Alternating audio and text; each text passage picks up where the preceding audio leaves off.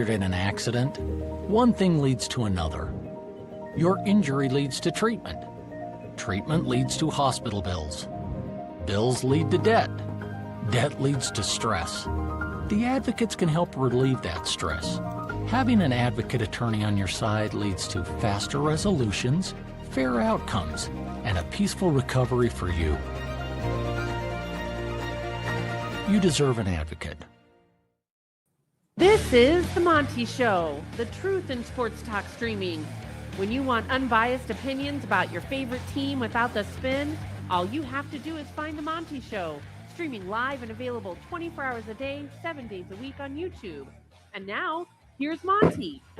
Hey, The Monty Show, live on Wednesday, April 22nd, 2026. See, we get the date right most days here on the show.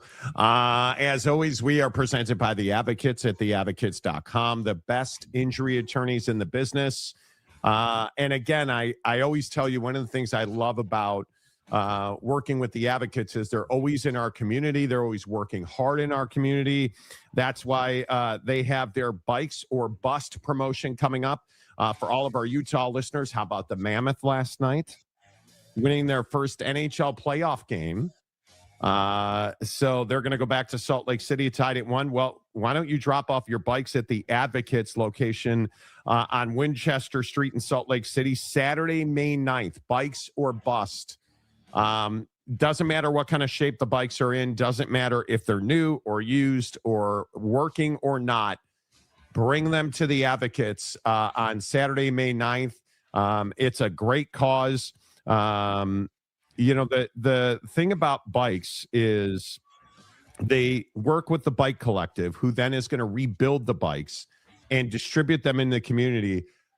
And I know that we all think about cars and walking, but do you know how important bikes are to people? And that's why every year the advocates have done this, where they collect bikes and they redistribute them. And I think it's one of the best promotions that they do. And they do Sub for Santa and they do Thanksgiving meals. And I know we talk about a lot of those, but I'm telling you, the advocates are fantastic. And listen, if you've been in an accident or you need an injury attorney, get to theadvocates.com and get your clear, risk-free advice at theadvocates.com, where you don't pay the advocates unless and until they win your case. All right, let's get to work on the Monty Show, because I think this story with the 2014 college football playoff is a big deal. So while you hit the like button, give us a thumbs up as we talk about 24 teams in the college football playoff. Now, we've gone round and round with this on our show for what seems like going on a year now.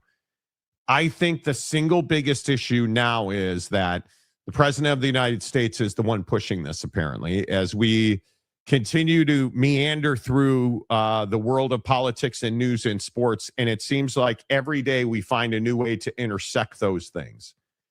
Now we know that the president of the United States and this commission he's put together are pushing 24 teams as a college football playoff. And I think this comes down to the same story that I'm told continues to permeate this discussion. The SEC and the Big Ten are not on the same page when it comes to who gets those 24 spots. And ultimately, the Big Ten wants a free pass for 8 of its teams to get into the college football playoff. And I just don't believe that that is workable. I don't believe that that is something that can happen. I don't believe that that is realistic. I think it is an unfair advantage to the Big Ten, most notably the Big Ten, because the conference is not deep. I think their football programs, outside of maybe the top 3 or 4 programs in that conference, I think are non-competitive. You look at not even the bottom half of the Big Ten, not even the also-rans like Rutgers. You look at the middle of the table and you look at how average this conference has been. Why would we turn around and hand the Big Ten 8 automatic qualifiers for people like Nebraska and Northwestern? The top 8 teams in the Big Ten last year: Indiana, Ohio State, Oregon. No question. I think all of us agree those three 3 universities belonged in the college football playoff? Can you say that USC deserved an automatic qualifier? They were 4th in the Big Ten. Can you say that Michigan, Butter Knives, deserved an automatic qualifier into the college football playoff last year? Because they were 5th. Iowa, Washington, 6th and 7th, and Illinois at 5-4 was 8th. You think those 8 teams deserved an automatic spot in a tournament to decide the best team in college football? Because, Jake, I'm not convinced. In fact, I am convinced they did not deserve 8 spots. Yeah, and I think that this conversation and this concept does come down to why people want it. You know, the Big Ten wanting schools like that and teams like that to be in a 24-team college football playoff. You know, you're doing it for the wrong reasons. You just want to make as much money as possible in your conference, and you see the 24-team college football playoff as a way to potentially improve on that or get that done. And the SEC, on the other hand, is saying, well, listen, I mean, we have the toughest strength of schedule in the country. We went through this whole thing with you guys where we had to play 9 conference games and, you know, the conference championship game and X, Y, and Z to appease everybody so that everybody felt like it was a fair playing field. And now here we are again talking about a concept where the Big Ten wants to seemingly try to gain some sort of advantage or some sort of leverage through the system. Now, I think we would all agree as college football fans that just generally speaking, would we love more college football, more games of consequence towards the end of the year in college football? Sure. I mean, I think that nobody would complain about a longer, more drawn out CFP, provided that there were more games. None of us like the 2 weeks off thing, but of course we would want more games.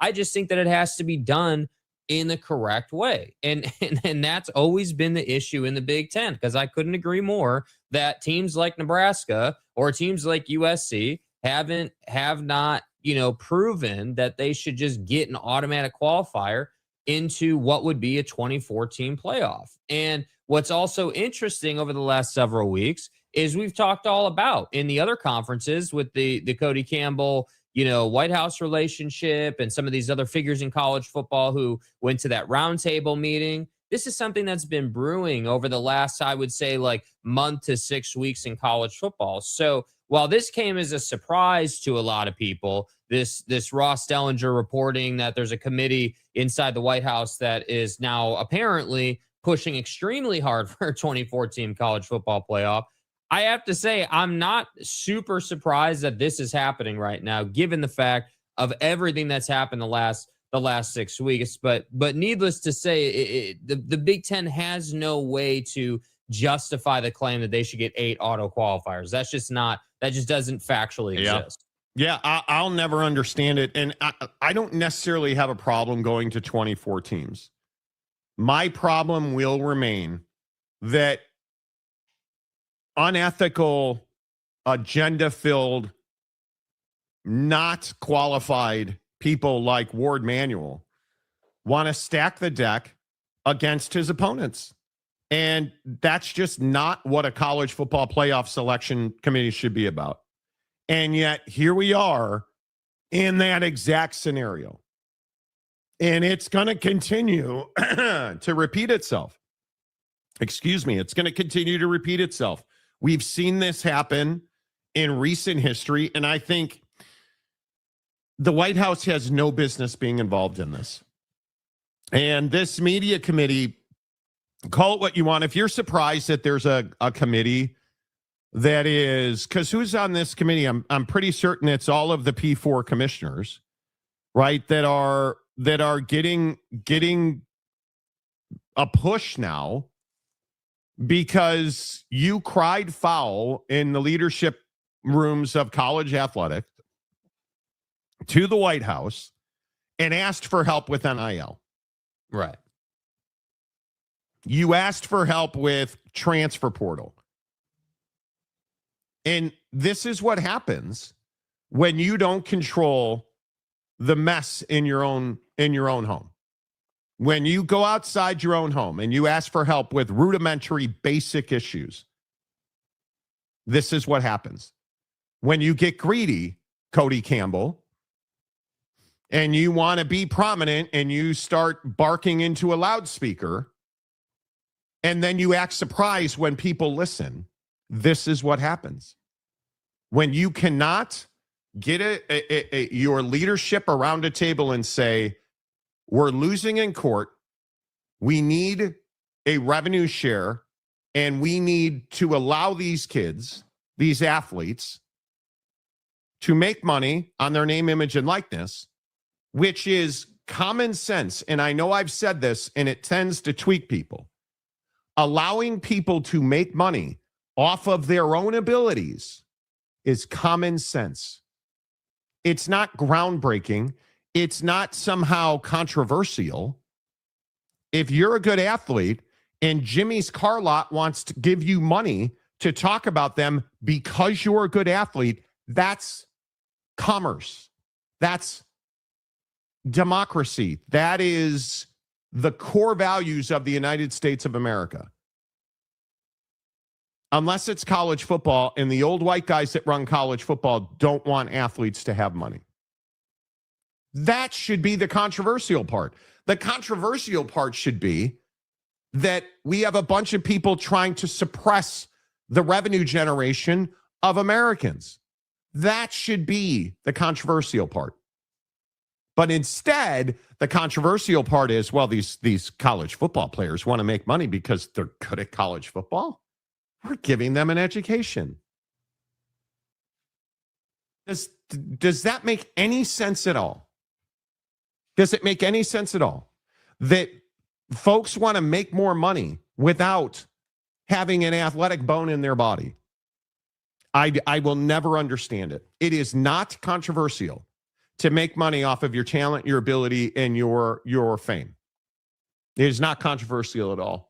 Yeah, well, I think just the same way that it's in the fiber of our country, like capitalism and the ability to make money on whatever it is that you're making money on, whether it's a business or your athleticism, just the same way that that's in the fiber of our country. I think, greed and control are also in the fiber of our country. And I think that what's obviously what's really clear is that this sort of, grapple for power and control over who's getting what has been going on since the NIL era started. And it's really interesting to see that it's almost as if the leaders in college football, right? Like the commissioners of the Power Four, the Charlie Bakers of the world, like these people who are always in the same meeting room together, always trying to figure it out, seemingly just can't figure it out. And so now it's pushed into, Capitol Hill, and we're in a place where now we have to allow the suits in the government to intervene.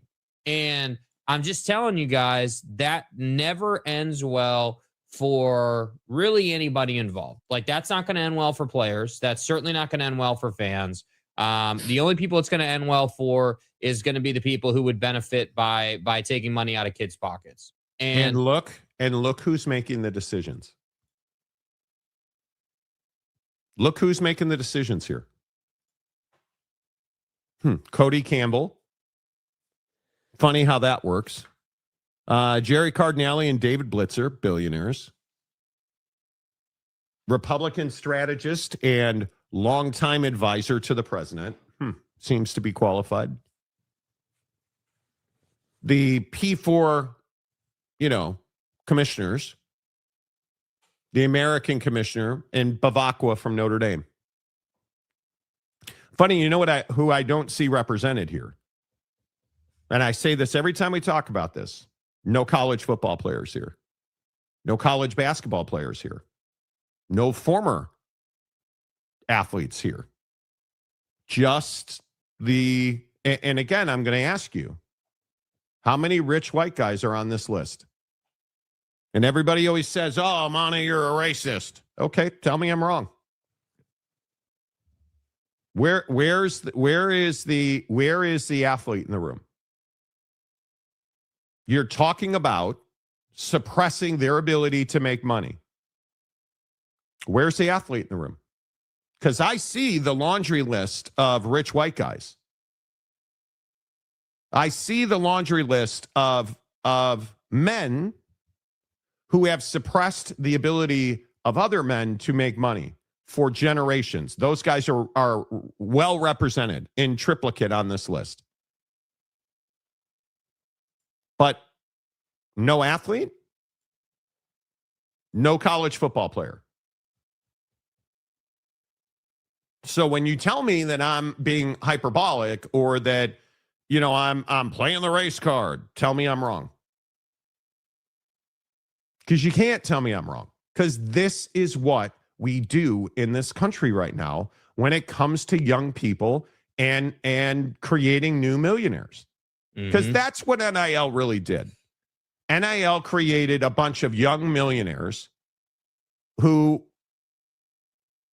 deservedly so, became, in some cases, more prominent and more affluent than the rich white guys that were trying to not pay them. And I think that's where all this arms race came to bear. Yeah, they felt threatened. They felt threatened that the young athlete was seeing success and making money and having affluence. That they were losing control. Yeah. That they were losing control. Right? The animals were running the zoo. And now you're trying to put all the, call it what you want, the car in the garage, the horse back in the barn, the genie back in the bottle. But you can't tell me this is going to happen. And while we're talking about this under the guise of a 2014 playoff, that's not really what's going on. What's going on is this is the process of suppressing income for the athlete and creating a new entity that will protect the governance of college athletics so they can continue to make money. That's what it is, because TV is represented. I have talked to people in television who are involved in these discussions. They're well represented. In fact, I believe that ESPN and Fox and CBS all have a seat at this table and are part of this discussion. Because what you have to have is, if you're going to expand to 24, you have to open up the TV contract. 100%. And all of the stakeholders in television have to be there. Because remember what Joey McGuire so ineloquently talked about, which was blowing up college football. They want to blow it up because it makes them more money. It makes it easier for them to win college football games. But here's the part that I'm very interested in. If Cody Campbell can't stand on his wallet and pay college football players to come to Lubbock, how many of them will go to Lubbock?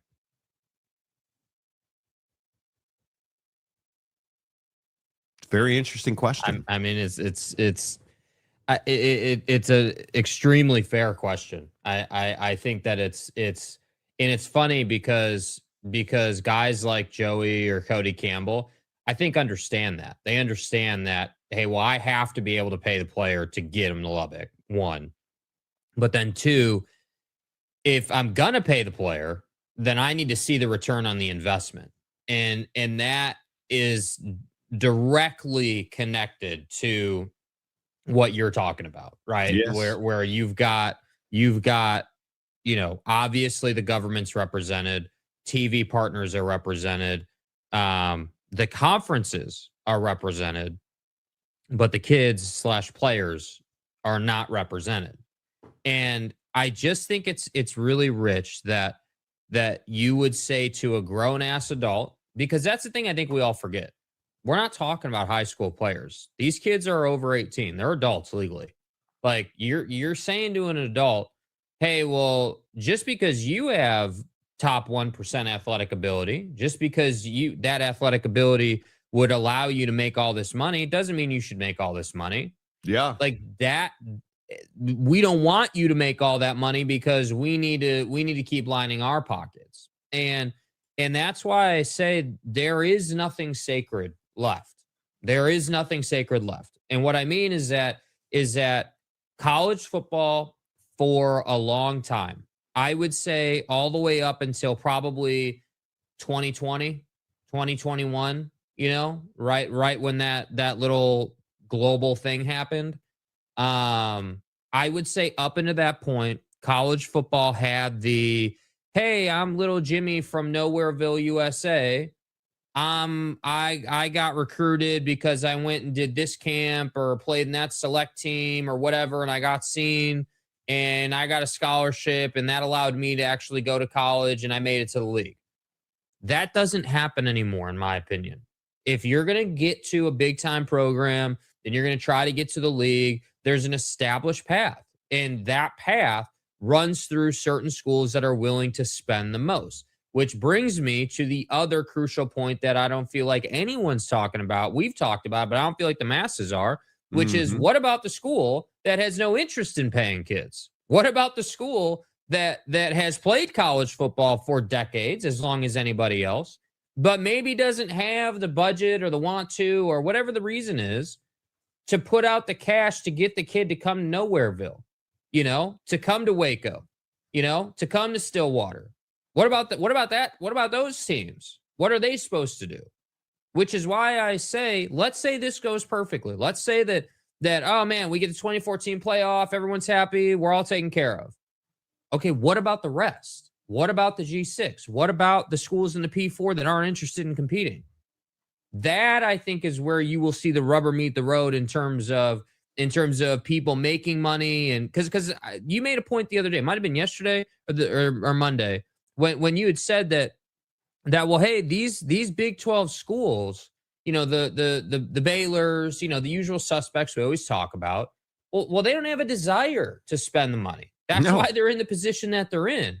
But that got me thinking, okay, well, if they don't have that desire, because I agree with that, but if they don't have the desire, then the 2014 playoff conversation that we're talking about today means nothing to them, because they're never going to be involved in it. So where do they go? That's what I think is what does this do to the rest of it? That's the crazy part. I think amongst the things that nobody ever talks about, I think athlete representation, we have to have collective bargaining. And you're tired of hearing me say it.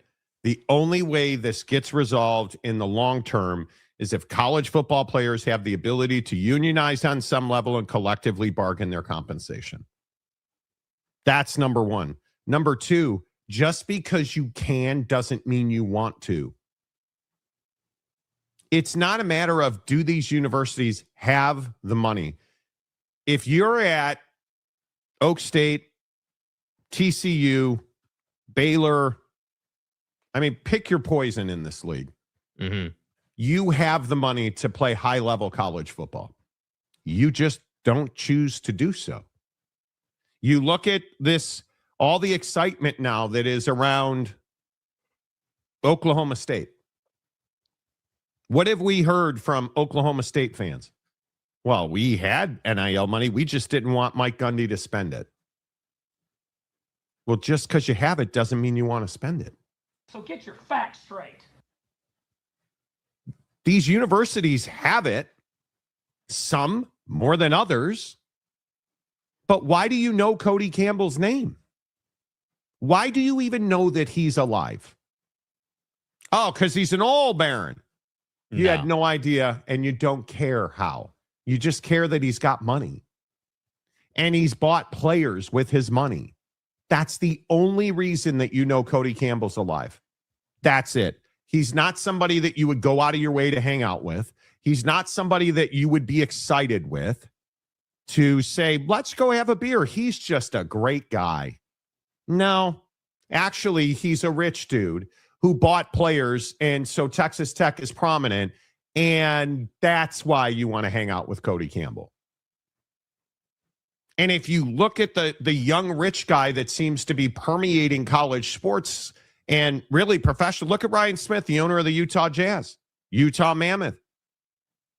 He's not a guy you want to hang out with. He's not a cool dude. He's not a dude that you want to go sit and, sip a seltzer with. It's not that guy. A White Claw. Right? No, he doesn't. No, the whole point is it's not a White Claw because he doesn't drink. Right? What is it? Swish or whatever the name of the drink place is? Yeah. Swig. He's not a guy you want to go have a swig with. Mm-hmm. You want to go have some crumble cookie with. Right? Like these guys are only prominent because they have money. That's it. And guys like Cody Campbell, why, and ask yourself this question. Is Cody Campbell out for the greater good of college athletics? Is Cody Campbell doing everything that he can do to help better college athletics? Or is he doing everything he could do to make it easier for Texas Tech to win so that he makes more money? Because you cannot tell me that you're going to argue over whether or not we can play on Friday nights and Thanksgiving, Monty. Can't do it. Friday Night Lights. Oh, look at us. We're the biggest brand. We're in demand. You can't have it both ways.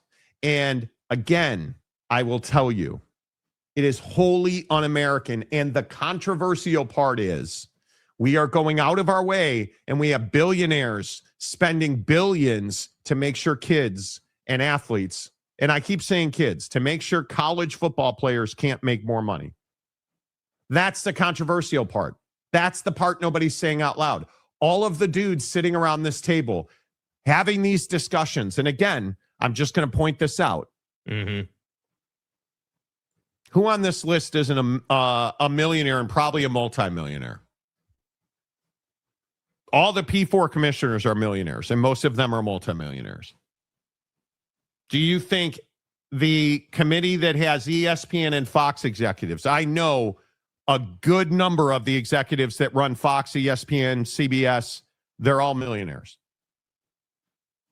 The decision makers at ESPN, Fox, CBS, NBC, they are all millionaires. Do you think Randy Levin, who is the boss of the New York Yankees, do you think he's a multimillionaire? Huh, that's funny. I think he is. You think Jerry Cardinale and David Blitzer are billionaires? They are. Like, dude, this is the world we live in. Billionaires are doing everything they can do to make sure that we don't create new millionaires. Yet, Cody Campbell won't make his quarterback pay Cincinnati the $1 million he owes him. But it's laughable at this point. But it all goes the same way, right? I mean, I think it's a really good point. Like, you don't want to pay players, but you also don't want to pay commitments of your transfers. Like, they're doing everything they can do. And again, you're right. We probably shouldn't be surprised, but they're doing everything that they can do to power grab and prevent other people from making money. And I think that correct. I think what's difficult and see, this is where, my personal experience watching college football comes into play when we have these conversations. Cause I think about, hey, well, when I inevitably am going to be watching the 2014 playoff, when this gets done, I'm going to be sitting there watching some great game. I'm sure we'll get some ridiculously good matchup and I'll be enjoying the hell out of that game. But I will also be thinking about, man, like, doesn't this mean like we're supporting this, like, because we're watching it and enjoying it so much? Like, they rolled out this format that, AQs, 8 teams out of the Big Ten in the SEC. And that's forever damaging to the rest of college football. And I understand, and I've made the argument for years that the SEC certainly, and a little bit of the Big Ten, has earned the right to be auto-qualified into the CFP. They are the best teams in the country. They've been the best teams in the country. It's not really in dispute, but it's just difficult. And this is the same thing as like the NFL concussion stuff or any of the other stuff we see in sports that are tough to watch. Like, it's that same thought of like, man, I know what's going on here. I know what they're trying to do, yet we're still going to watch it. Like, let me ask you this. If you didn't have to, would you still watch it knowing what what this is, because I feel like it's pretty clear what this is. I completely agree. I would not. And I think, look, and I'm not trying to, again, make this be a political conversation, but I think when you look at politics and sports, and so many people lose their shit when we talk politics, even around the periphery of politics. And I'd ask you to think about this as you hit the like button here on the Monty Show. How closely do sports and politics run? I mean, right next to each other. And you look at all these college athletes, and maybe Shedeur Sanders is a great example. You're just not going to like Shedeur Sanders, no matter what he does or how well he performs. You don't like him. But you would never say that about Cody Campbell because he's a billionaire and you don't speak ill of the rich. Do you see the difference? You'll speak with respect about a billionaire, and you will speak with disrespect about somebody that you simply have made a decision you don't like because a bunch of people told you not to like Shedeur Sanders or whoever you want to point to. Even though he's a millionaire. Even though Shedeur Sanders is what the American dream, and guys like Shedeur Sanders, that's the embodiment of the American dream. But we want to suppress that, and we want to promote guys like Cody Campbell. We want to celebrate guys like Cody Campbell. Don't want to talk about Shedeur. Don't want to talk about the young rich millionaire that's playing college football. Don't want to do that. Mm-hmm. And I'm just not here for it. Yeah, that's what I mean. It robs you of the enjoyment. Yes. The stories of I cannot tell you how many stories there are out there that you've never heard of, especially when it comes to young black athletes from areas where they have had nothing, where you're in single parent homes and one of those parents is in jail and addiction, alcoholism, no reason to succeed. And because you were able to come to college football and make millions, you raised your family out of that situation. They're better off, you're better off, but that's what we're trying to suppress. Somebody that took their athletic ability and made millions out of it, but we can't allow that because we're giving them a scholarship.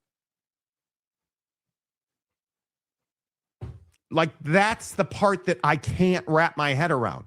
The fact that we have millionaires and billionaires sitting around at a table discussing ways to suppress the revenue generation of college athletes is remarkable to me. And I don't even know that it's this thing where they really, care about who the athlete is. I just think that business-minded people who live in the financial world, of just like, P&L sheets and how to make profit, revenue, profit, gross profit, like they live in that world and that conversation every day mentally. They're just looking at this saying, oh, well, this is a perfectly reasonable cover for upping the profit margin. Like it's so funny. Like as you get older and you start having to worry about the IRS and making money and doing these different things, you start to look at things differently. You start to look at people's intentions a little bit differently. And that's the hard part is that again, like I enjoy a big college football game as much as anybody else does, man. Like I enjoyed, last year's college football playoff for the most part. I mean, I wasn't really here for Indiana and Miami in the national championship game, but the college football playoff as a whole was pretty solid, I felt like. And the idea of revamping the schedule and rolling out a 24-team setup on its face, I don't even have a problem with. I actually think that could be really good for the college football conversation because that's going to have far-reaching impact into the regular season. And we haven't even touched on getting rid of conference championship week, which I think will be part of this 100%. I think you will see that. But the point is that this type of stuff is what brings me back to we have nothing sacred. We're not allowed to have cool, nice, small town America story anymore. And that's exactly, this is just yet another thing that robs that vibe from us, because they're just going in, they're worried about the money. They're not worried about success stories. And quite frankly, the success story has made ESPN and others gazillions of dollars, dude. How many 30 for 30s have we had on college football player Buddy, who you've never heard of, that now all of a sudden is going to prestigious university and he actually has a chance?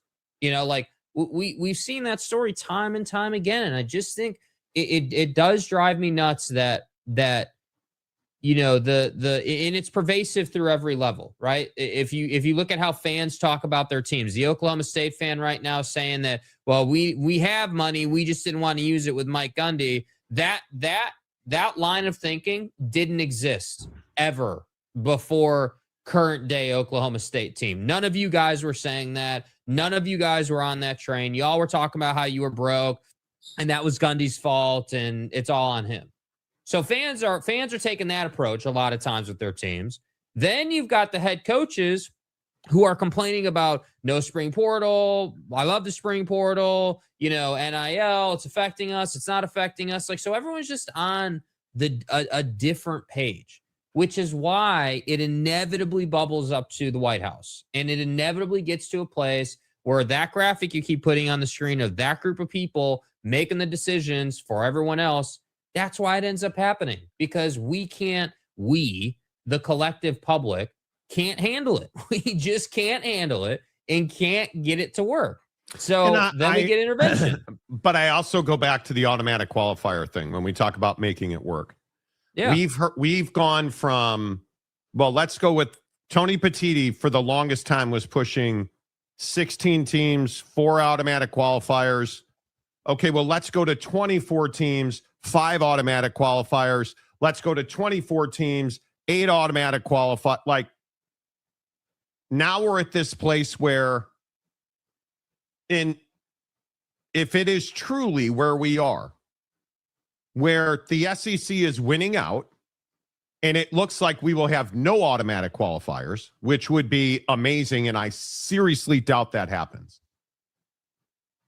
I think the right model, if you're going to go to 24, you should have to play only P4 opponents, and you should have no automatic qualifiers. Which I agree with, which supports the concept that you were talking about earlier of it basically, the 2014 playoff is going to force a new entity, right? Because of things like that. You're going to have to have regulation around who you're playing, when you're playing them. You're also going to have collective bargaining to handle the money with the players. So that's what I'm saying. If you look at our channel, we have been talking about the new entity going on for 18 months now. I mean, it may have even been a little bit longer than that. I'd have to go back and look at the exact date, but I know it's been a long time. And I feel like in that time, the pressure for it to be created has ramped up because people are tired of, like, you guys remember when NIL first rolled out, the outrage over, well, these kids are allowed to make all this money now, and what are we doing? And we're ruining college football.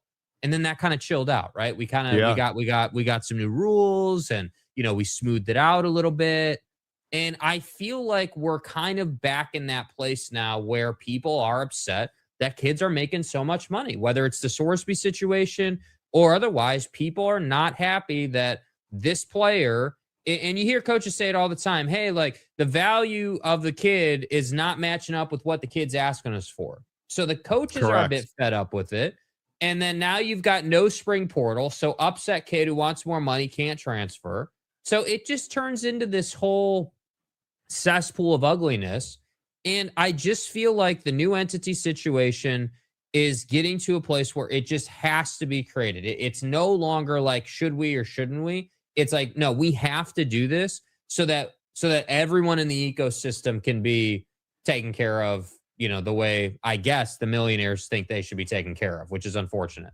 Yeah. Marcus says, I've seen paper with a 2014 playoff that is 8 automatic qualifiers for the Big Ten and the SEC, 4 and 4 for the ACC and the Big 12. That's outrageous. So the two conferences that control, and granted, Everybody agreed to give them the control. Mm-hmm. The Big Ten and the SEC would each get 8, which is 16. You get 4 in the Big 12. 16 and 4 is 20. 4 in the ACC. 20 plus 4 is 24. So no G6 qualification, which I think is exactly the right thing to do. But why on earth would you get 8 automatic qualifiers for the Big Ten? 8 for the SEC, 4 and 4 for the I just don't. The only way a 24 team works is if you eliminate automatic qualifiers across the board, and you must play all P4 opponents, and strength of schedule has to be the overwhelming, overarching qualifier for the college football playoff.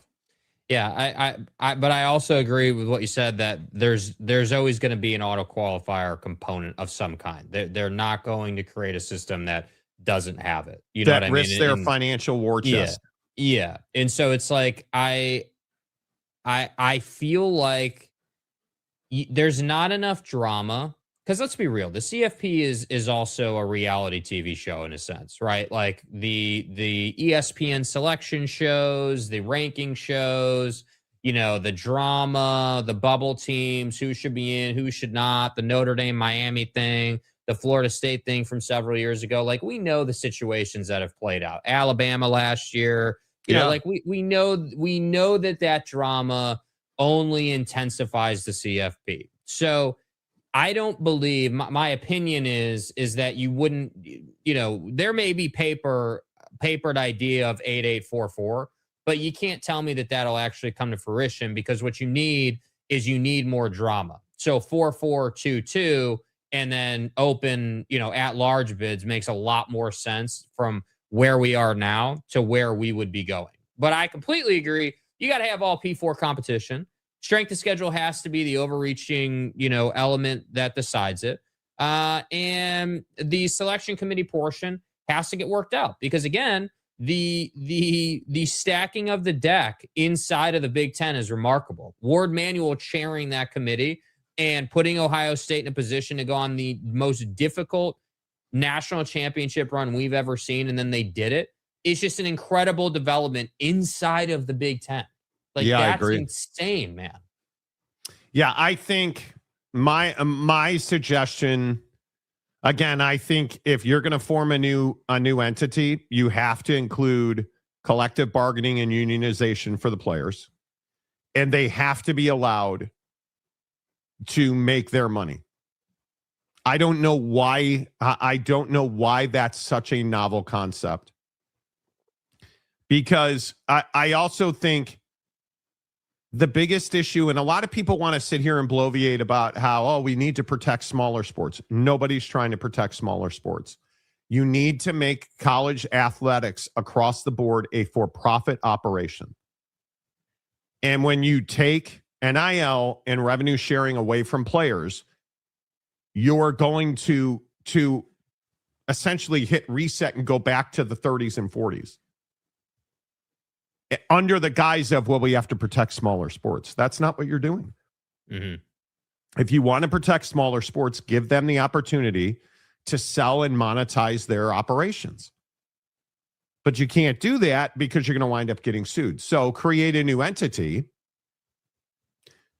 make an entity for college football, and make an entity for college basketball. They're each behemoths on their own, and they need their own separate protections. I totally agree with that. You can have no protections if players don't have the ability to make money. None whatsoever. It's not what America was built on. It just isn't. If you can't be an entrepreneur in this country, what is the point of having a constitution? Mm-hmm. What is the point of it?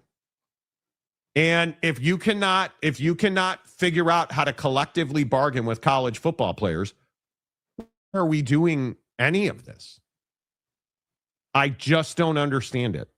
Yeah, and the incredible thing too is like the structure. If you take away the CFP model for a moment and you just look at what we have, 4 power conferences of varying sizes, they each have a conference championship game. And you would think that it would be extremely straightforward as to how to determine the champion of national football, right? Hey, you got to win the conference, and those 4 teams battle it out. I mean, you would think that that would be as simple as it is.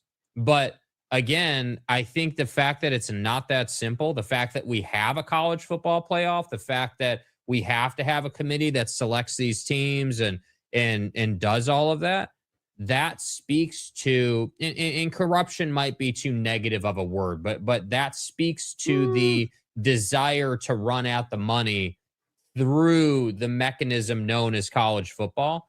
That speaks to people's desire to do that. And that's why that's why we're talking about this today in the way that we are, because the headline might be talking about a certain individual trying to, blow up college football and 2014 playoffs and all this stuff. But the core issue here is that people just care about the money, man. And I know that that's the culture in our country, but it hits a little bit different when that fight comes to your TV or your front door, and it's like, hey, dude, like not only is life, because you posed a question, politics and sports running right next to each other, but I also think it's this thing where it's like, hey, well, life right now is more expensive. Enjoyment in life, clearly, if you look at the numbers for most folks right now, is lower because things are more expensive. So now it's like, hey, we've got all these expenses. Now this thing that a lot of us love, a lot of us are here for to talk about and enjoy in college football, the CFP.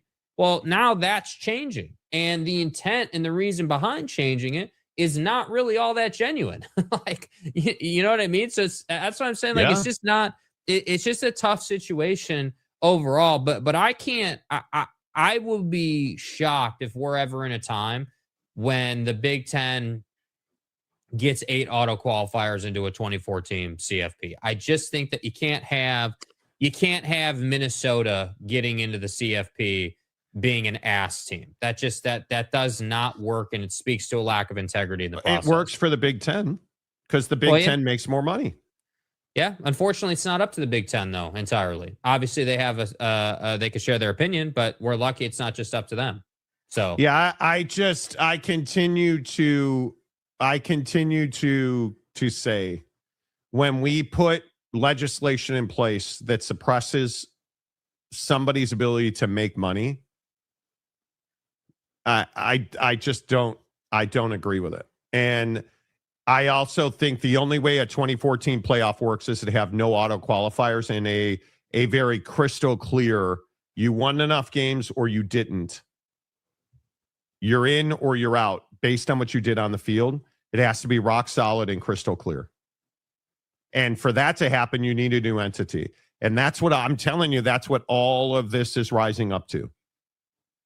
Because again, rich dudes are not going to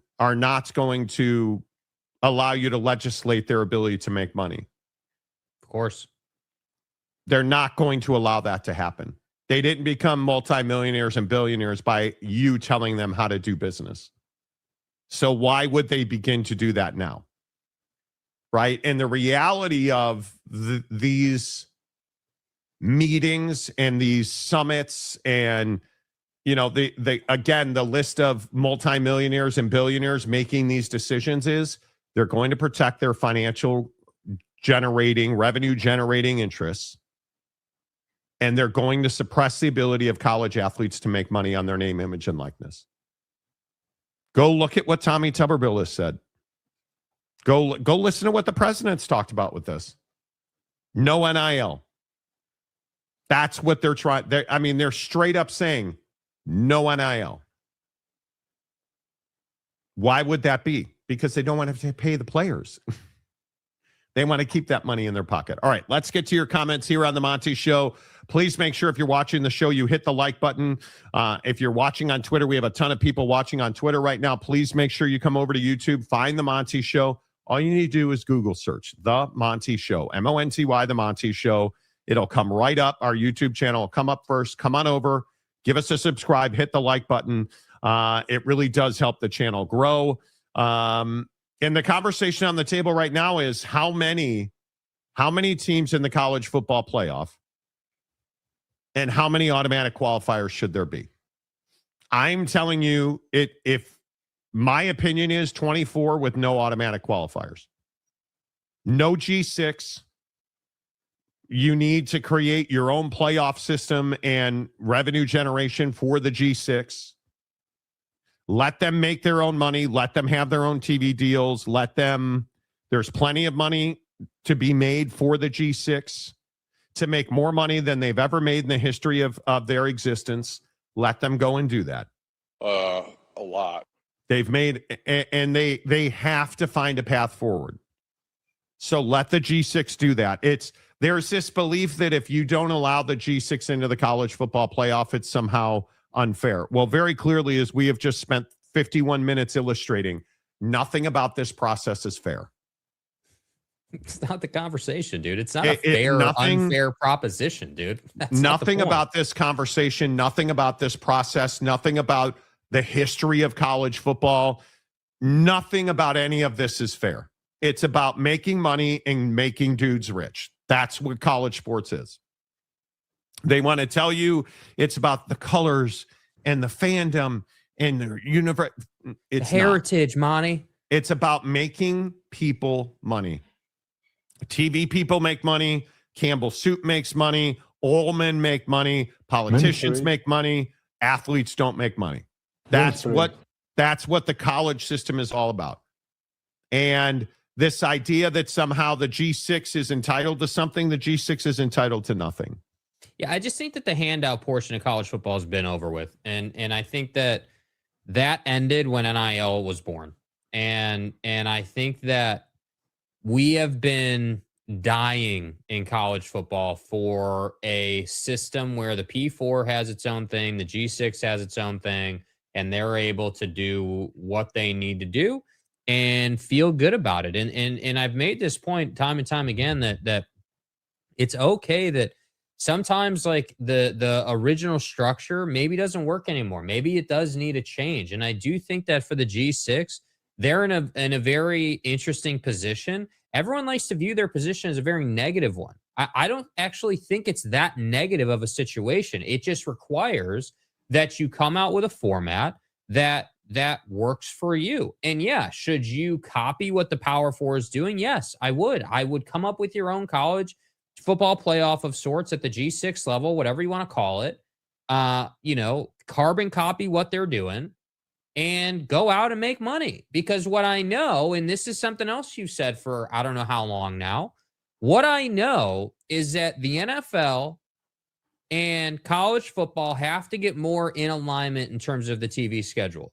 So when it comes down to it, if you've got the G6 playoff format and you've got the Power 4 playoff format, and those two can work together to drive viewership for college football in totality, and that momentum and viewership can be parlayed into the NFL, everybody wins in that setup. But it just needs to be created, which is why I say, don't cry me a river over the G6, dude. They've got a massive opportunity right here. They've got, greener pastures for the G6 are simply on the other side of the fence of them creating a playoff structure. It's not that difficult. It can be done. It's just a matter of which commissioner is going to get it done. And I contend it's why Val Ackerman wanted to retire. She ain't trying to be part of that. She doesn't want to move forward. Yeah. She's ready to sunset her career, which I'm fine with. I respect that. But look around the G6. You telling me Gloria Nevarez isn't having these conversations? You're telling me Pernetti isn't working on things? You're telling me that these different commissioners aren't sitting around like, hey, what are we doing? What are we doing, man? They're going to a new entity. It has to be happening. Yeah. Yeah, I think the G6 has to stand up for itself and protect its interests, and that is not begging your way into the college football playoff. It's as simple as that. And let's get into it. Let's get your comments. Where do you guys come down on it? Let's see who is going to be bestowed the first comment of the morning. Boy, I see some Chewy stuff going on. This is about half an hour ago now. A 2014 playoff is great for Bad Bunny James and his 10 favorite college football teams. I would agree. It's what did he trim his list? He's down to 10 favorite teams now. Oh, You know, the Cody Campbell hate and jealousy and jealous is alive and well. Nobody is jealous of Cody Campbell and nobody hates Cody Campbell. You'd have to know Cody Campbell to hate him. I don't hate Cody Campbell. I just think he's very, very, very bad for college athletics. Cody Campbell's what's wrong with college athletics.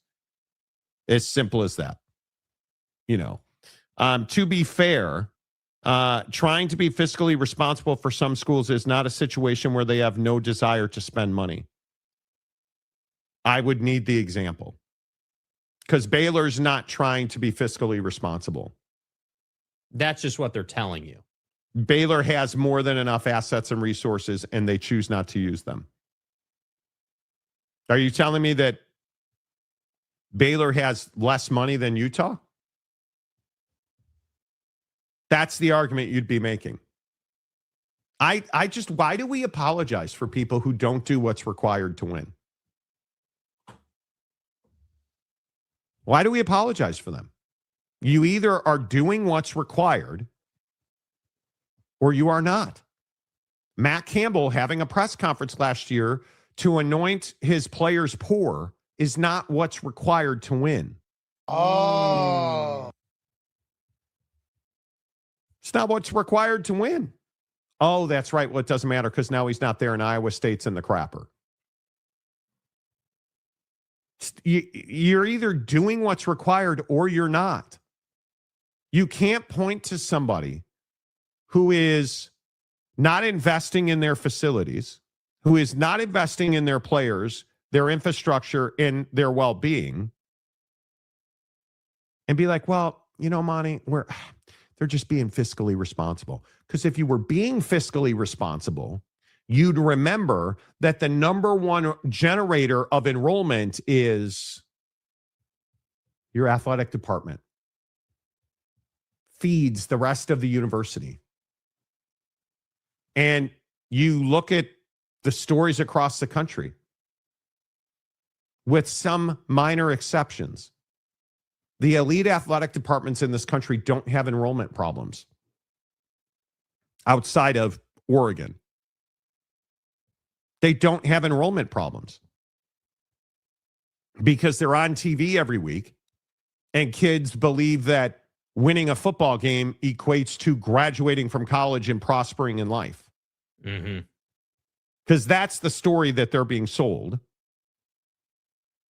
But, you know, hey, whatever gets you through. If you believe that West Virginia just is being fiscally responsible, okay. West Virginia is a terrible example because I think they have some real economic issues they're battling. But Jeremiah Champion, I'm kind of embarrassed to be a Texas Tech fan trying to act like they are the big boy in the room now and they haven't won anything. Correct. Yet Cody Campbell, because he's a billionaire, has access to the president and now has a prominent voice. Do you understand Texas Tech has accomplished nothing in college football? In college basketball, nothing. They've won nothing. Because remember, this is a truck stop flyover conference. Winning the conference championship apparently is meaningless here. Oh, no.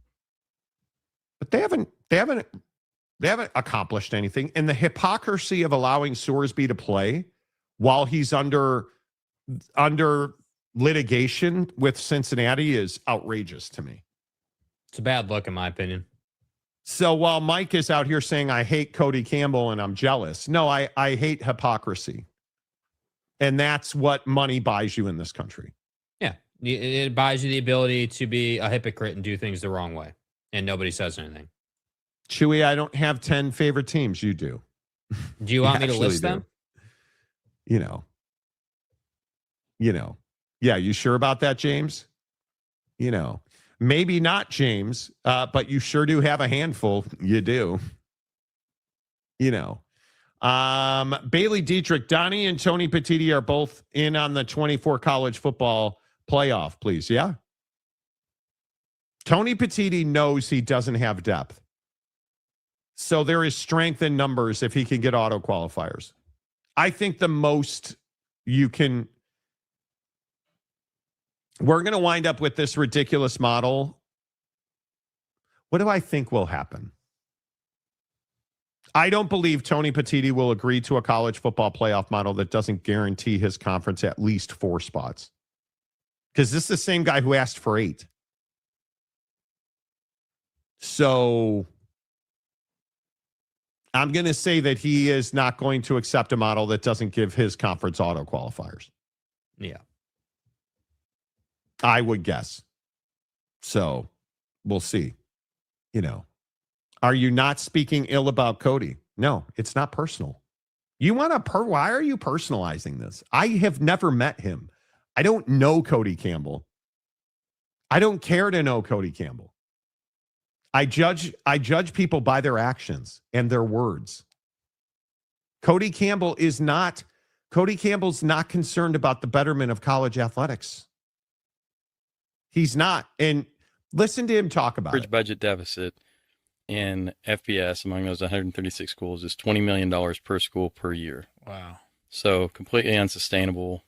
In order to help pay for football, because football and men's basketball are the only ones that make any money, the money that those two sports make go to pay for the women's sports and the Olympic sports. And so what schools, unfortunately, are having to do is make the decision. They say, well, we have to protect our cash cow. We also have to protect the sport that gives us the exposure that we need to attract students, and, you know, it's our advertising. So we have to be as competitive as possible in football, so we have to give them all the resources they need. Well, in order to do that, we're going to have to free up budget space. And so they start making the decision to cut sports. And it's all the non-revenue sports. It's track, it's baseball, it's softball, it's swimming, it's gymnastics, it's soccer, things like that that matter to a lot of people and provide opportunity to a lot of kids and are very important to the country. But if you're just running an athletic department purely like a business, you're going to cut them. That is the biggest challenge that we face, is solving that business problem. So where's the mass elimination of sports in this country? Where is it? Where is the mass elimination of soccer programs? Where is the mass elimination? Like, I've seen swimming programs get cut. We've seen that. Mm-hmm. I think we've seen the volume of track and field sports be cut. The depth of your, you know, the depth of your athletic department, certainly. But you have guys like Cody Campbell saying, hey, you know, because you have assets and resources. And so are you saying that federal funding for education and institutions, cutting it and eliminating it altogether, was a mistake? No, you're not saying that. And why? Cody, you're Okay, not you can saying say that it. because it's Yeah. uncomfortable for your friends. What you're Correct. saying is we need a system where we don't pay kids money. That's what Cody Campbell's saying. Well, I mean, we've got to give all these unbelievable resources to football because that's what brings in enrollment. Do you understand that the House settlement still has not been codified? Do you understand that there are still challenges? It's a $2.8 billion settlement. Do you understand that it is still not finished? So we're sounding alarm bells and we are finishing nothing. And I always say this about fraudsters. Do you ever notice when there's a huge natural disaster? There's a hurricane, there's an earthquake, there's a fire, there's a huge natural disaster.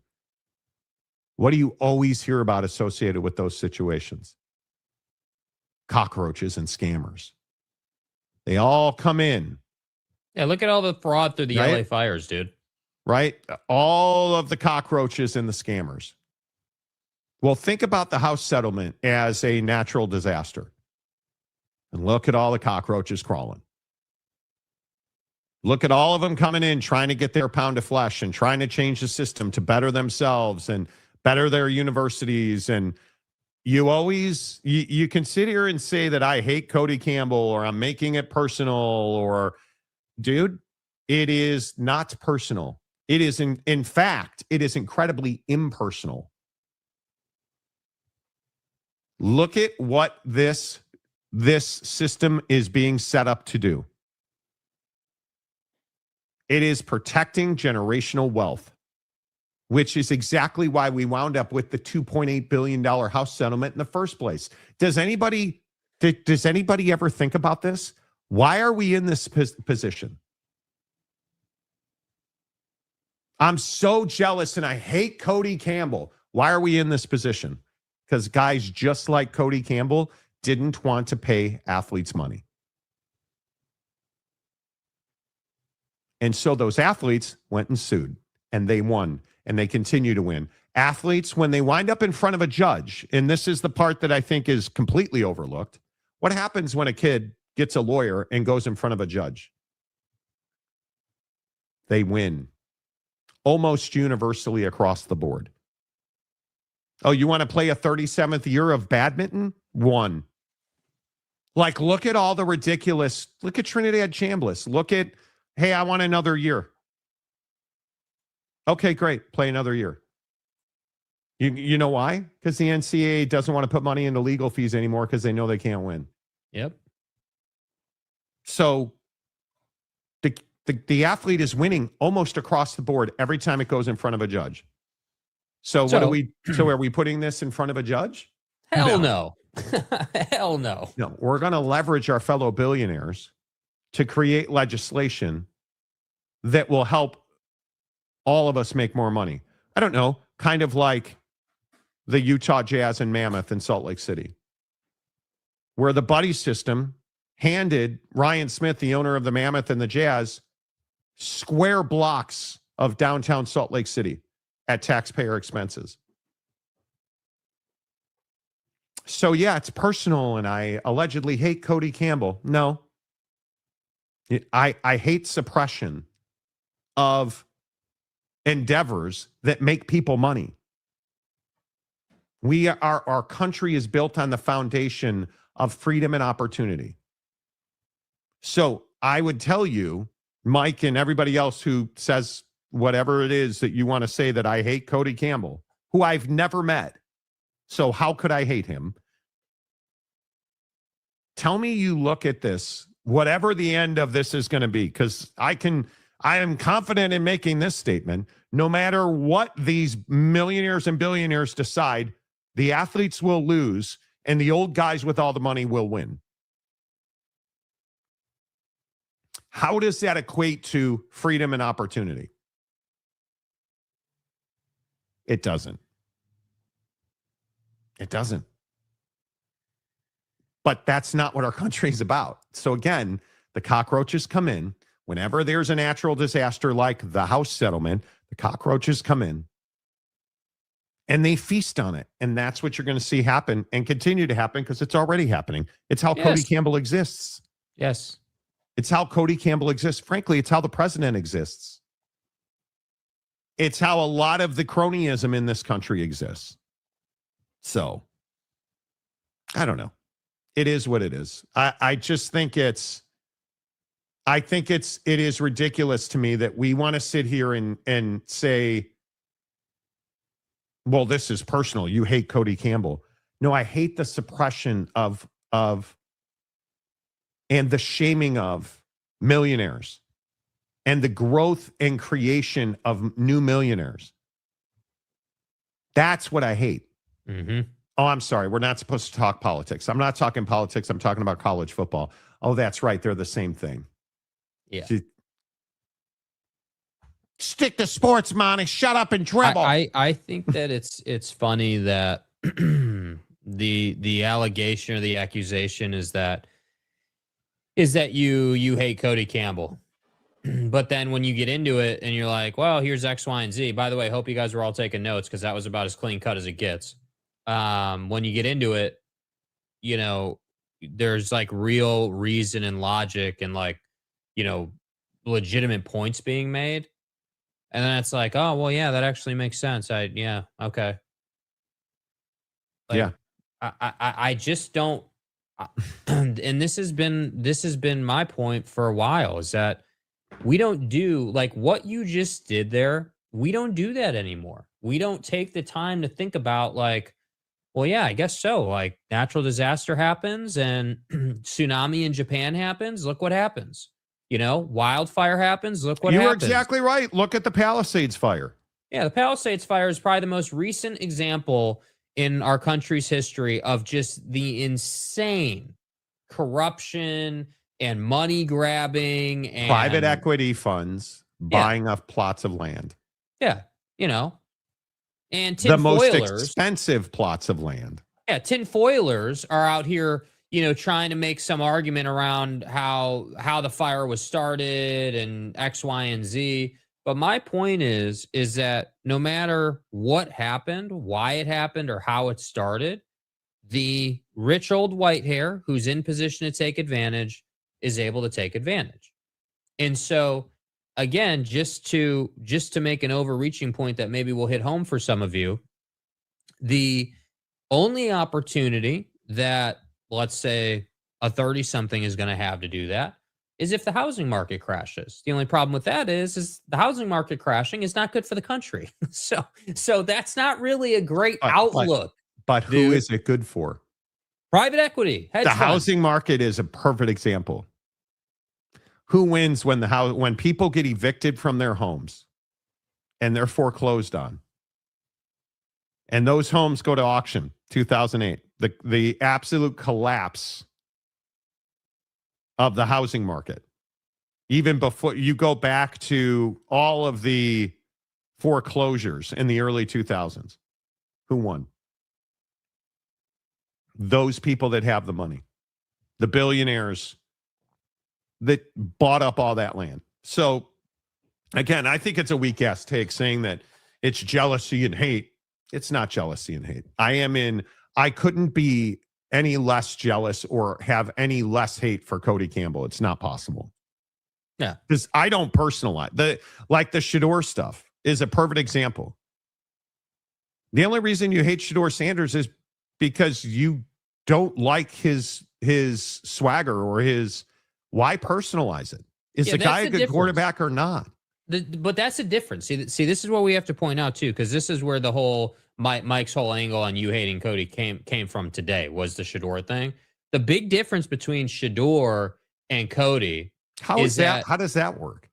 Well, because Mike is basically saying, if you go through the comments section, Mike is basically saying that you know our argument was that you know if you don't like Shador, it's because you're jealous of his success and things like that, and at the same time we're apparently jealous and hate Cody because he's a billionaire. That was the gist of the argument. Let's make this very clear. The reason people hate Shador Sanders is because he's black, he's rich, and he comes from an affluent family, and he wears diamonds and he drives supercars, and he's not scared to tell you that. That's why people hate Shador Sanders. It's as simple as that. Anybody telling you that they hate Shador Sanders because of football clearly has never seen the guy play football. Yeah. That's one of the stupidest takes I've ever heard. And I do think that the other part of it too is like, and this plays a role in the NIL space too, is the social media contingent of it. I think that the other reason that it's so different between Shador and Cody is because Shador is all over social media, right? I mean, obviously we get more access into Shador's life than maybe not as much now because he's in the league, but certainly when he was in college and at Colorado, there was so much behind the scenes stuff with Shador and I remember stuff like his draft room, like the whole draft experience for him was just a cesspool of people hating on him, but I just think that it's a poor comparison between the two of them. Like Cody Campbell is Cody Campbell couldn't be more different than Shador. Cody Campbell, I don't even know how old Cody Campbell is. I'm gonna just take a shot in the dark and say somewhere in his 40s or 50s. And this guy came out of the energy space with oil and everything, and he's just doing it for all the wrong reasons, in my opinion. Now, just the same way that's my opinion, someone else's opinion might differ, but I just think that Shador and Cody share the entrepreneurial dream of our country. They've done it in different ways, but they've both walked that path. The problem is only one of them is telling you how you should be doing business, and the other one is just simply living out his dream. And that's the difference, dude. In my opinion. And we celebrate one and we suppress and oppress the other. But it's fine. It's fine. It's all good. Wondering what your thoughts are regarding group of 5 teams in football. I think we've explained that. I don't think the University of Denver is an example of anything. I think hockey is a completely different. Hockey is not, you can't compare the culture and the build of a hockey organization to anything, because hockey is a very different environment. And the thing about hockey is it doesn't discriminate. Because when you step on the ice, nobody cares how much money's in your wallet in the locker room. You can either skate and play and handle the toughness and the grit that it requires, or you cannot. And the way that Denver built their hockey program, I don't think in any way, shape, or form equates to college football. I was 1,000% ready to mock Spencer Pratt talking about pretty much anything until he started shining a light on the dark corners of corruption in LA politics. It's crazy. Yeah, bro. Spencer Pratt was on Joe Rogan in recent times talking about is corruption the right word? Yeah. The theft of legacies in the Palisades. And it is craziness. If you believe everything he's talked about, and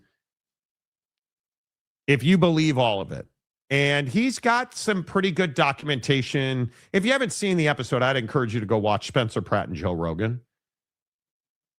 As much of a loon as Joe Rogan can be on his show, he's pretty good in those situations. I think it's a very interesting setup. I do. I think it's a very interesting setup, Gabe, and I it's worth a watch because it'll blow your mind. Some of the things that Spencer Pratt has talked about, the snail's pace for some and the lightning quick authorizations for others. It's kind of crazy.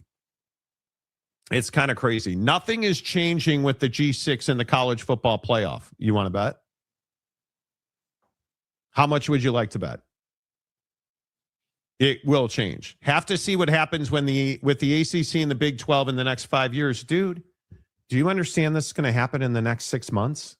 Next 5 years. What do you mean 5 years? Dude, they're going to revamp these TV contracts in the next year, dude. The next 5 years. No. You need to rethink this, bro. It's not a 5-year proposition, dude. It's a 1-year proposition. Why do you think TV executives, again, you guys, look at who's sitting at the table. Look who's sitting at the table. The people that have their hands on the ATM card are all sitting at the table. They're all millionaires, multimillionaires, and billionaires. You think they're going to wait 5 years for this? No. They're not waiting 5 years. They're not waiting 5 months. This is happening now. I'm just telling you, man. It is. Yeah, we'll see. Let's run through some comments. Now, anyone that did not love Shador was jealous and a hater. So let me get this right. You actually, I think you're just being a jackass about it. What does Shador have to do with Cody Campbell? It is. Sometimes I don't understand the point of the argument. If I have to explain to you the difference between Cody Campbell and Shador Sanders, I think you're just being a pain in the ass and you feel like arguing. That's what I think. Help me understand how Shador Sanders is at all comparable to Cody Campbell. Help me understand how the way people treated Shador Sanders and celebrated his fall through the draft is at all comparable to Cody Campbell, who I've never met and don't know either one of them. I have no investment in their lives. Cody Campbell, he makes no impact on me at all. Neither does Shador. Yet you want to conflate my opinion on it's just, I'll never understand it. Maury Alvarez, we need a new entity for sure. Bring on a CBA. You have to have collective bargaining as part of this. You have to have it. I mean, it just, the players have to have their right to earn money codified in legislation. The same way that the universities, the TV entities, the Cody Campbells of the world, the same way that their rights are protected. Right? Because if we really want to get to brass tacks, what happens when we can't compete in track and field anymore?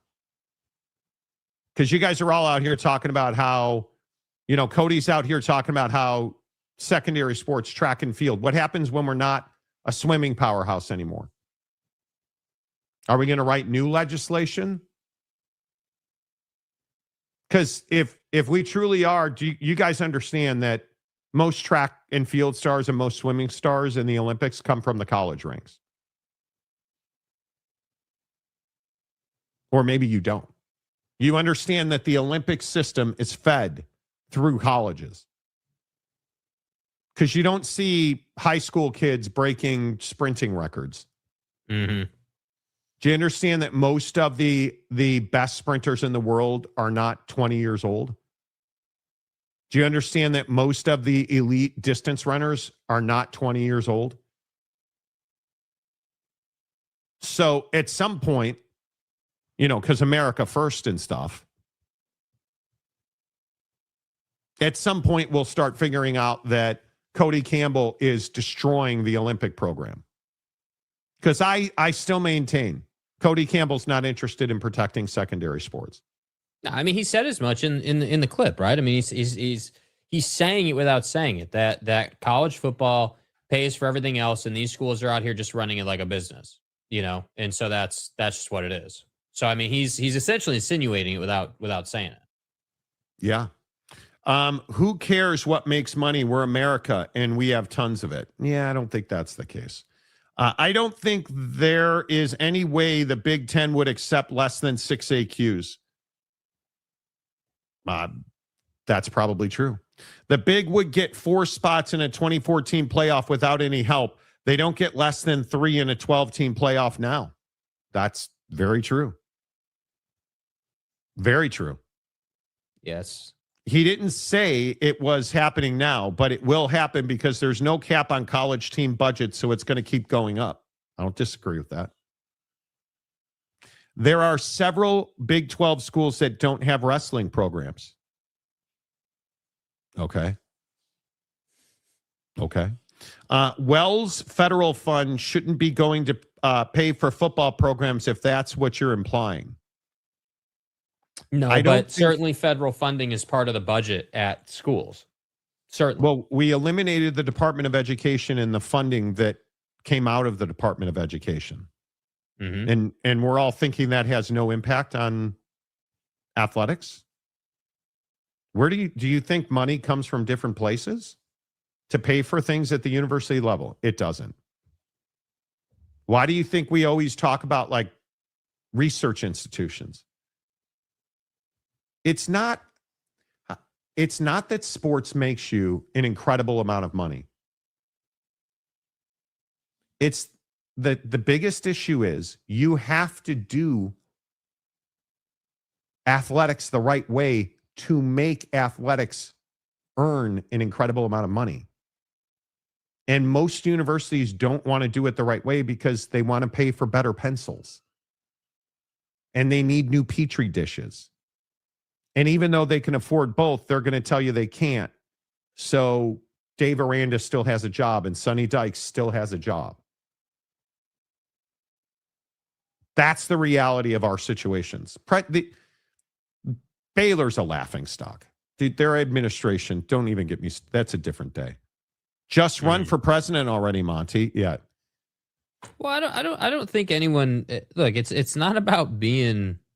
We're not saying that like we know everything, but I think that there's a very clear path here as to why they're having the meeting. There's a very clear path as to what the 24 team CFP facilitates, and their behavior around AQs will tell you everything that you need to know. I will maintain that sure, would a no AQ system be the best? Yeah, I would agree with that. It would cause the most chaos. It would cause the most drama. It would drive the most viewership. I completely agree. But unfortunately, we also know, and we're also all on the same page, that AQs are going to happen. We just know that. And I don't, the problem is, I don't disagree with what Jimmy said, that the Big Ten's not going to accept less than 6, but I'm not sure that it's just up to the Big Ten. That's the problem, is that I think that Tony Petitti doesn't have relationships. Yeah. And so when you look at the relationships portion, ESPN and Fox have good relationships with the SEC and the Big 12. And I think that the 4-4-2-2 model works a lot better when you're talking about appeasing all 4 Power 4 conferences. I think that at least allows the Big 12 and the ACC to lie to themselves and say, yeah, we'll be able to compete, even though you're that I agree with 100%. You're not going to be able to compete with the SEC and the Big Ten on the field 9 days out of 10, but at least publicly you can say that you can compete on the football field. So at least you have a chance. Yeah. Allegedly. Yeah. Yeah. Whoa. TBF. Does that mean to be fair? We need the Jeremiah champion. It's still being developed. It's in development. Yeah, it's in development, but it's coming. If a judge can stop the NCAA from enforcing rules against players, do you think they will versus Trump when Trump? No, I don't.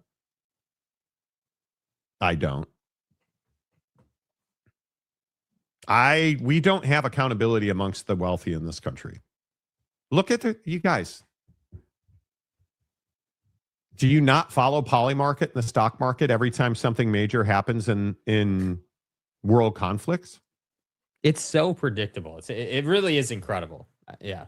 Do you think we have accountability? Nobody follows the rules. People like the rules unless they're applied to themselves.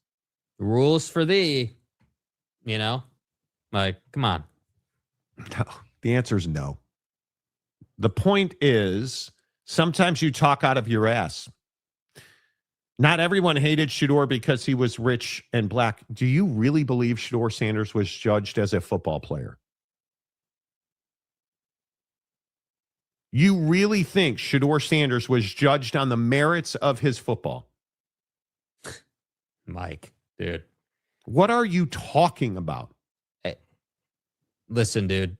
The problem here is you don't want to admit that there's a different criteria in terms of, hating, if you will, for Shedeur than there is for Cody.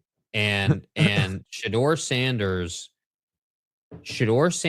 the problem is those folks who were saying he sucked and he wasn't good were not educated on his game, right? Now, do I agree that some of the antics during end times at Colorado were a bit much? Yes. I mean, I think the jersey retirement thing was a bit much, in my opinion. When you haven't won a conference championship, you haven't won anything in a traditional sense outside of the most games or whatever for Colorado. I agree with that. But the problem I have with the point you're trying to make here against Monty is that is that you're trying to say that, well, Monty says that people who hate Shador only hated him because, he was whatever, he was rich and black. But Monty is now saying that because it has nothing to do with the fact that Cody's white and became rich off oil. It's two different rubrics. That's the thing in the conversation. Shador was hated not because of the merits of his game, but because of the merits of his family and his dad and what went down at Colorado. And yeah, a little bit that he was black and he was doing well. I agree with that. And he was proven correct. Yeah. Because he ran circles around Dylan Gabriel. Oh, he sucks, Monty. Dylan Gabriel's a better quarterback. Yeah, until you put Shador in the game. And then it turns out he was not better than Shador Sanders. And pretty much everybody agrees now that the folks saying that I like the defense of I'm just being realistic. The word realistic is an excuse for you not having a way to say, well, yeah, you know what? Like, I just wasn't, I wasn't accurate about what Shador was.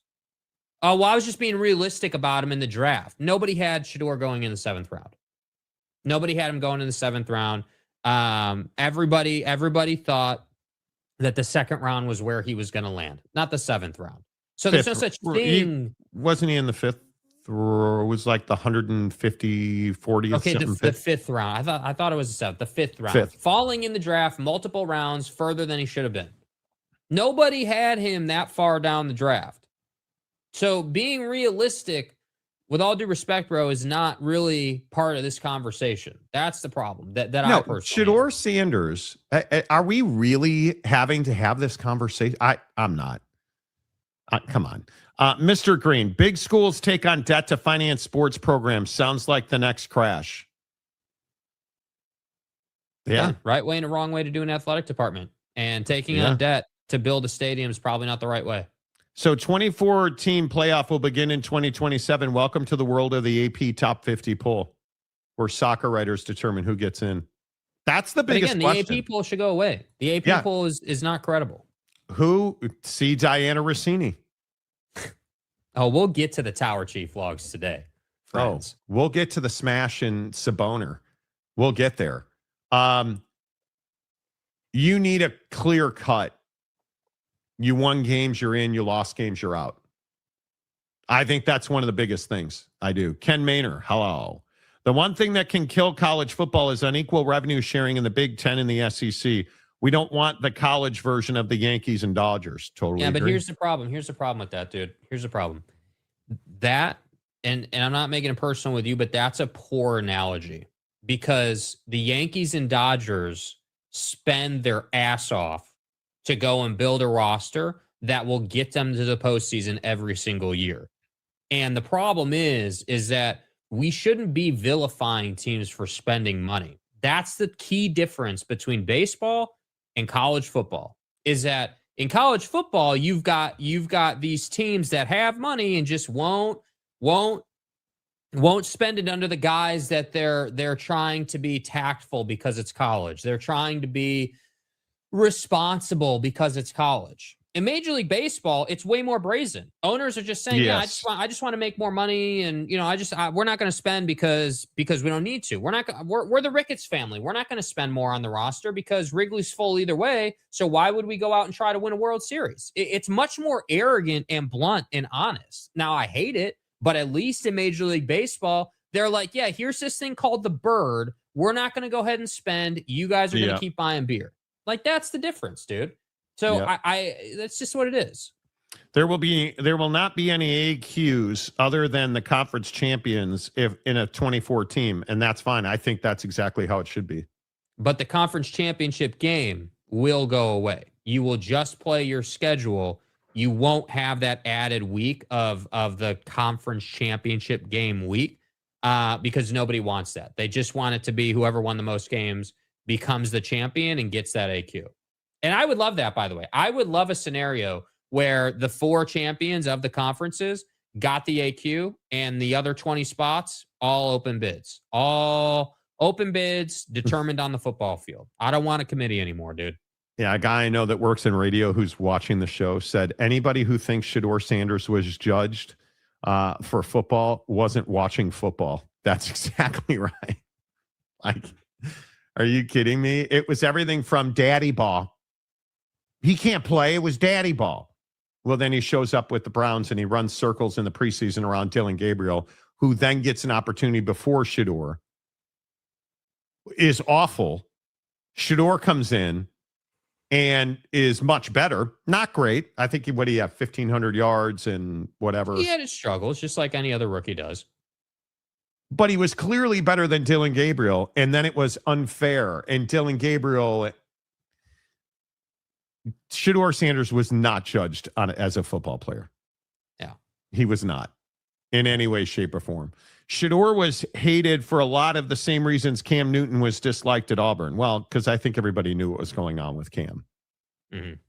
But there's no nuance here on Shedeur. I didn't think he was top 5. That doesn't mean I didn't think it was ridiculous that he fell to the 5th round. Separately, Cody is a clown.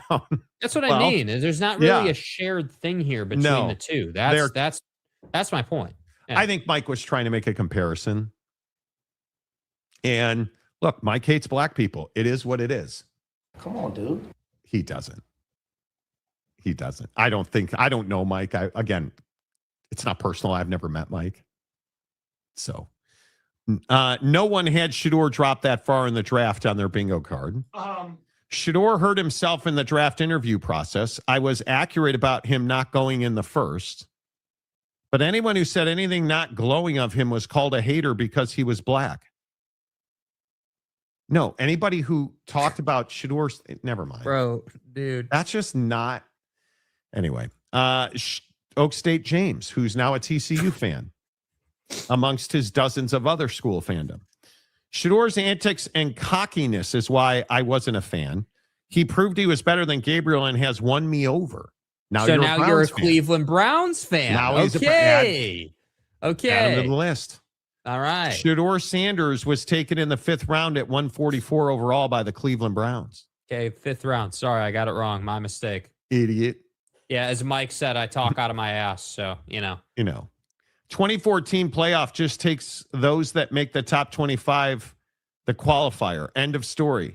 To keep it simple, stupid. I don't disagree with the sentiment. But who determines the top 25? Yeah, soccer writer, Monty. Brandon, I know we've talked about this before, dude. I know that you agree with me on this about the fact that the AP is just not credible, and combining the AP situation and lack of credibility there with the CFP committee not being credible, I just think that it can't be more clear than it needs to be decided on the field.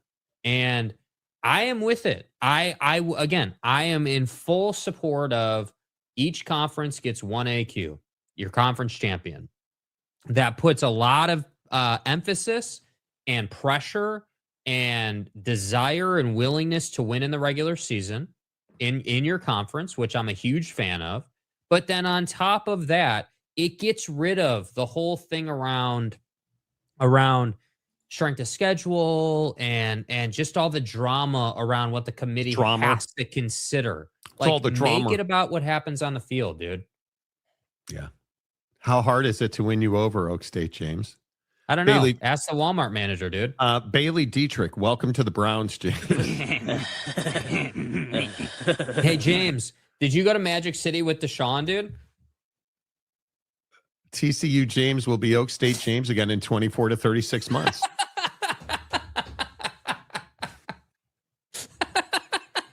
Yeah, so James is a big fan of teams that have the color orange. So he's just made a natural progression to the Browns after the 24 to 36 month Oregon diagnosis. State, listen, I got to tell you about the IPF at Oregon State. My God. Man, Reeser is just incredible, Monty. Wow. The polls are not going to stop. I don't disagree that the polls itself is incredible, but somebody's going to do a poll and the AP isn't going to give up all those clicks that they get. Well, that's very true. That's very true. I would agree with that. The 8-8-4-4 forces Notre Dame into a conference. Could be. Notre Dame's got a guarantee. So, you know, But we again, get in everything's on the no table, matter I think. what. Yeah, We get everything's in on no the matter table. what. The body and the blood of Christ is going to the college football playoff. Sorry if you're offended by that. Prick. Yeah. Yeah. You know, no G6 or Indies allowed in the playoffs going forward. Well, listen, I think Notre Dame's place, thankfully, I have this thing in my trap in my upper back that is killing me again. Man. Notre Dame's place has been codified. We'll see. What about using the old BCS computer system to help pick the top 24? I have a vision of somebody going into like a storage room and with a Swiffer duster and just, oh, there's the BCS computer. Go ahead and dust that thing off real quick. Anybody know where the cable is? Yeah, who's got the AOL CD-ROM so we can fire this BCS computer up? CD-ROM. I do like the idea of a G6 top 10 poll. That way we have a better idea who is running for the playoff. The G6 is, you just won't let it go. Dude, Ken, bro. By the way, are in real life, are you a Ken, a Kenny, or a Kenneth? I mean, this is like the Jeff G off Jeffrey conversation. Are you which name do you go by, bro? Because this energy right here in this comment is Kenneth. But you mean I the imagine same Geoff that you rooted for his back injury while he was on the job? I didn't root for it. It just happened, bro. Like, I didn't you know, root for him to have a bad injury at work. I mean, yeah, I don't, you know, I certainly enjoyed it. I mean, I loved it. I made the most of it, but you know, that's just me. You know, it's fine. Rock and rant. I'm a horned frog. No, shut up. No, you're not. He is a sick puppy. My God. James, okay. I know we have a lot of new listeners on the show, so just let me explain. I don't know. You can't explain James, he lives in the Iraq, and it just is what it is.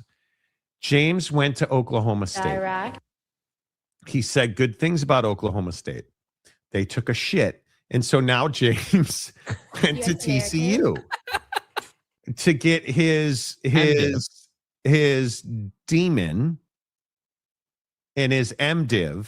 This is fucking America. Oak State James essentially is a JUCO student claiming that the JUCO is now a power brand and he is a fan. Afghanistan. And he doesn't remember ever rooting for Ollie Gordon after his DUI to run stairs. Just make sure he doesn't miss games. Oh. Because Friday Night Lights are an institution here in Stillwater. Oh. James legit is, I don't even know how old James is. James is like 60. So I would guess James Still is in his, qualifies for the transfer portal, brother. right. James is, honest to God, my guess, this is James. I would guess James is in his 60s. Facial recognition. His life's work is to rid the church of pedophile priests and pedophilia. And so he is, say this again. He is enrolled in a hurry up and get your demon certificate class at TCU. And now he believes that entitles him to be a TCU fan. We did what we did. And it's that kind of scumbaggery that makes him a legend on this show. Yeah, James is a portal butterfly. Yeah, he is a portal snowflake. Yeah. Mm-hmm. And James has gotten into the transfer portal multiple times. CSMU and Preston Stone's scrub. Yeah. You know, you're not a horned frog. You're not a TCU fan. You just happen to be taking some courses at TCU. You know, it just is what it is. I'm a Florida Gator alum and an ECU Pirate alum. At least I don't root for two schools in the same conference. Right, but bro, I'm still waiting. Ken, Kenny, or Kenneth? What's it going to be? I need to know. No, I think Kenneth is more K-Dog. K-Dog. That's not. He's not. There's no way he's K-Dog. Hey, Kenneth, what do you think of Sumrall dapping dude into next week in the tunnel? Are you a big Sumrall fan since it looks like you have a Florida Gator as your profile picture? If you go to the school, you can be a fan. That works for me. No, boy. Don't encourage them, bro. Rock and rant. Jamie's needs McDonald's to do a souvenir cup series with a Happy Meal for all Big 12 teams so he can collect the rest of the league in his fandom. I like it. Lover boy. You know.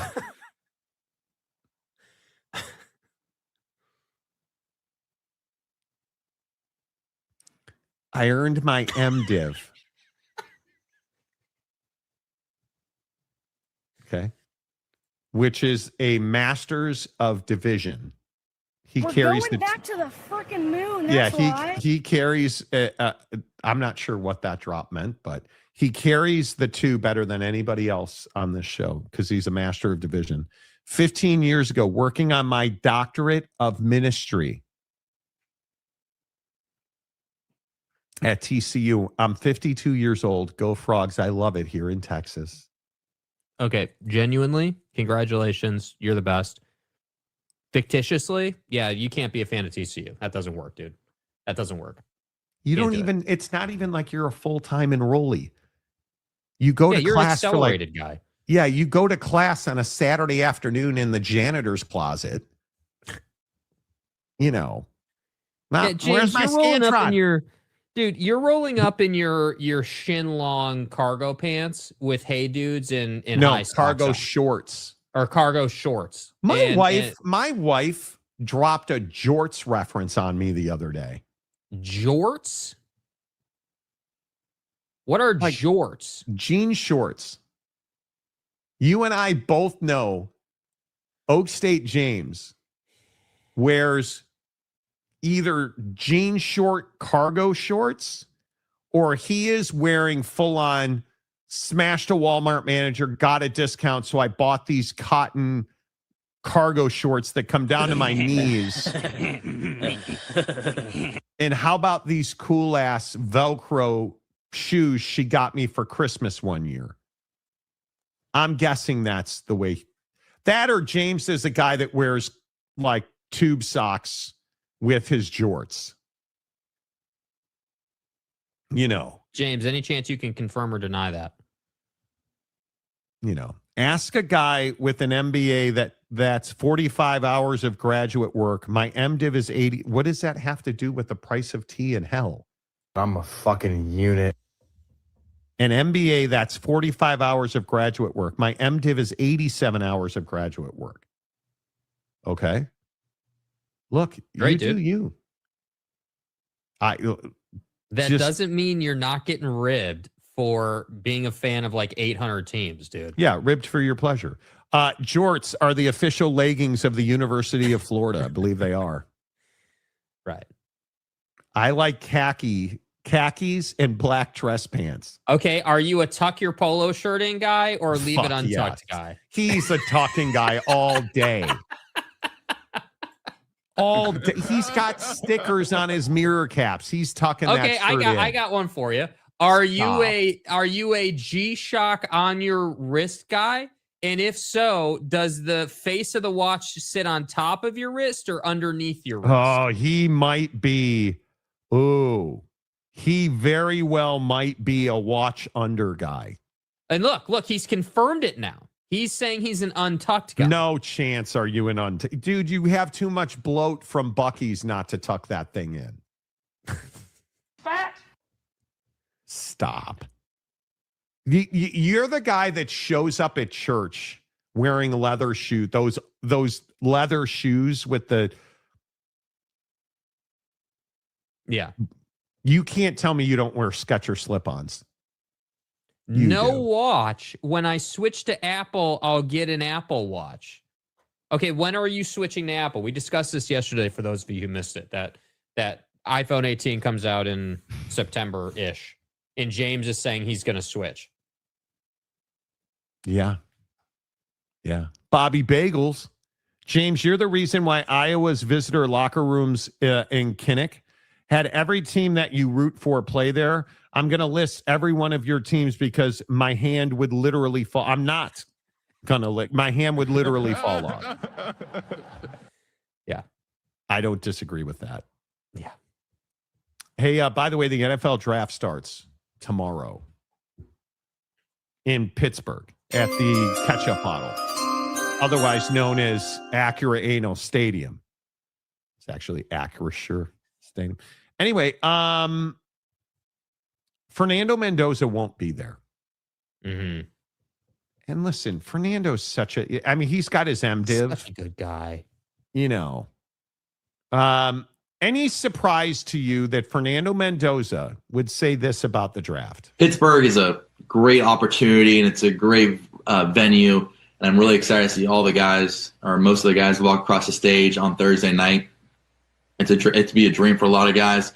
However, my mom really wanted to do it at home, and so do my parents. It's a lot easier for us, especially with the family situation, and you have to hop on a plane the next morning anyways. And for that travel, it'd be a lot easier to stay at home.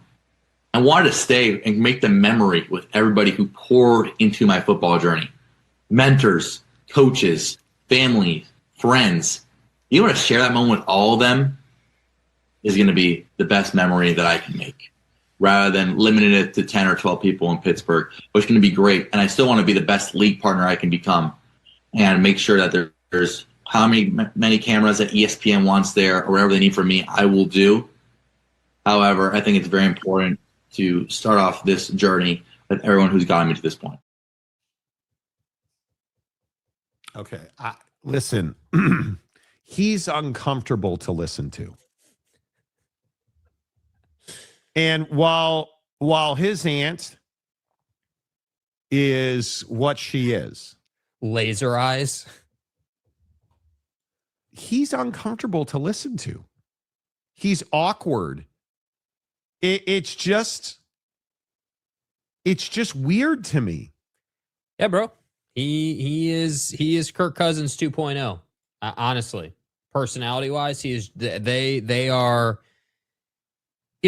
Cousins over the years has loosened up a little bit, gotten more comfortable, relaxed a little bit. But bro, when he first came in the league, dude, he was uptight, very awkward. Listen, yeah, right, like a clone of Kirk Cousins. Need DNA testing. Yeah, I mean, I couldn't agree with that anymore, dude. I mean, but are we being too hard on him?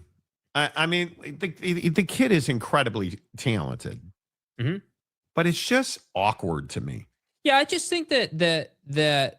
Look, you and I have discussed this. I don't have a huge problem with him being at home with his family for the draft. I think that, yeah, is it inconvenient to the league because he's going to be the number one pick? Yeah, it's inconvenient. Yeah, it is. Would it be ideal if he was there and Commissioner Goodell could shake his hand? Sure. Commissioner. At the same time, it's well documented where he's going to be. ESPN will be at his house. He will. I'm sure we'll get the. He wants to be a good league partner, dude. He's with his mom, and I love how in the clip he's like, "Yeah, my mom wants me to be there, and my parents want me to be there. So your mom's not your parent." It's just clarifying. Is his aunt going to awkwardly place her hand on his thigh? Right, like it's. I'm telling you, tomorrow night you are going to see. Oh my God, this God-fearing Christian quarterback is with his family, and we congratulations, Fernando. You're the best. I guarantee here's your communion, Fernando. Here's your communion. Like, wash the sins of the NFL away. And then they're gonna flip over to Pavia, and Pavia is gonna be in some club with another sign that says F Indiana. He'll be in one. He'll be in another club. And his mom will be working there, and it'll all be fine. So his mom will be working there. You are not the guy. So it is what it is. Did you just call his mom a hoe? No, I didn't use that nomenclature. I just said that she would be employed there. And you also played the Maury Povich, don't know who the baby daddy is. The lie detector test determined that was a lie. Bro, I'm telling, and we can relive it.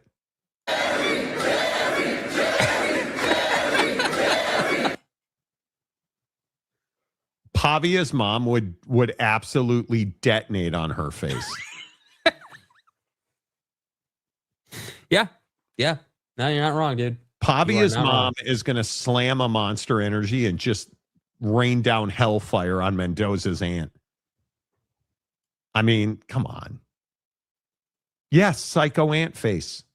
Yeah, I'll be watching for that tomorrow night, dude. Where is his aunt in the shot? Because you know what it's going to be. It's going to be the whole group sitting on the couch in front of the TV. He's going to be right in the middle, and all of his contingent are going to be there. And the funny thing is, I'm putting the over-under at people at his house at 25. Because what did he say in the clip? Well, if I was at the draft, it'd only be like 10 or 12 people.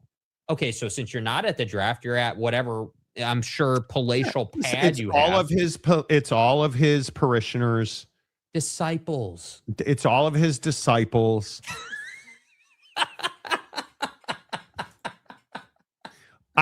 Here's my curiosity. When Fernando Mendoza gets drafted, do we all need to stand up and proclaim he is risen, or what is the James, any thoughts, dude?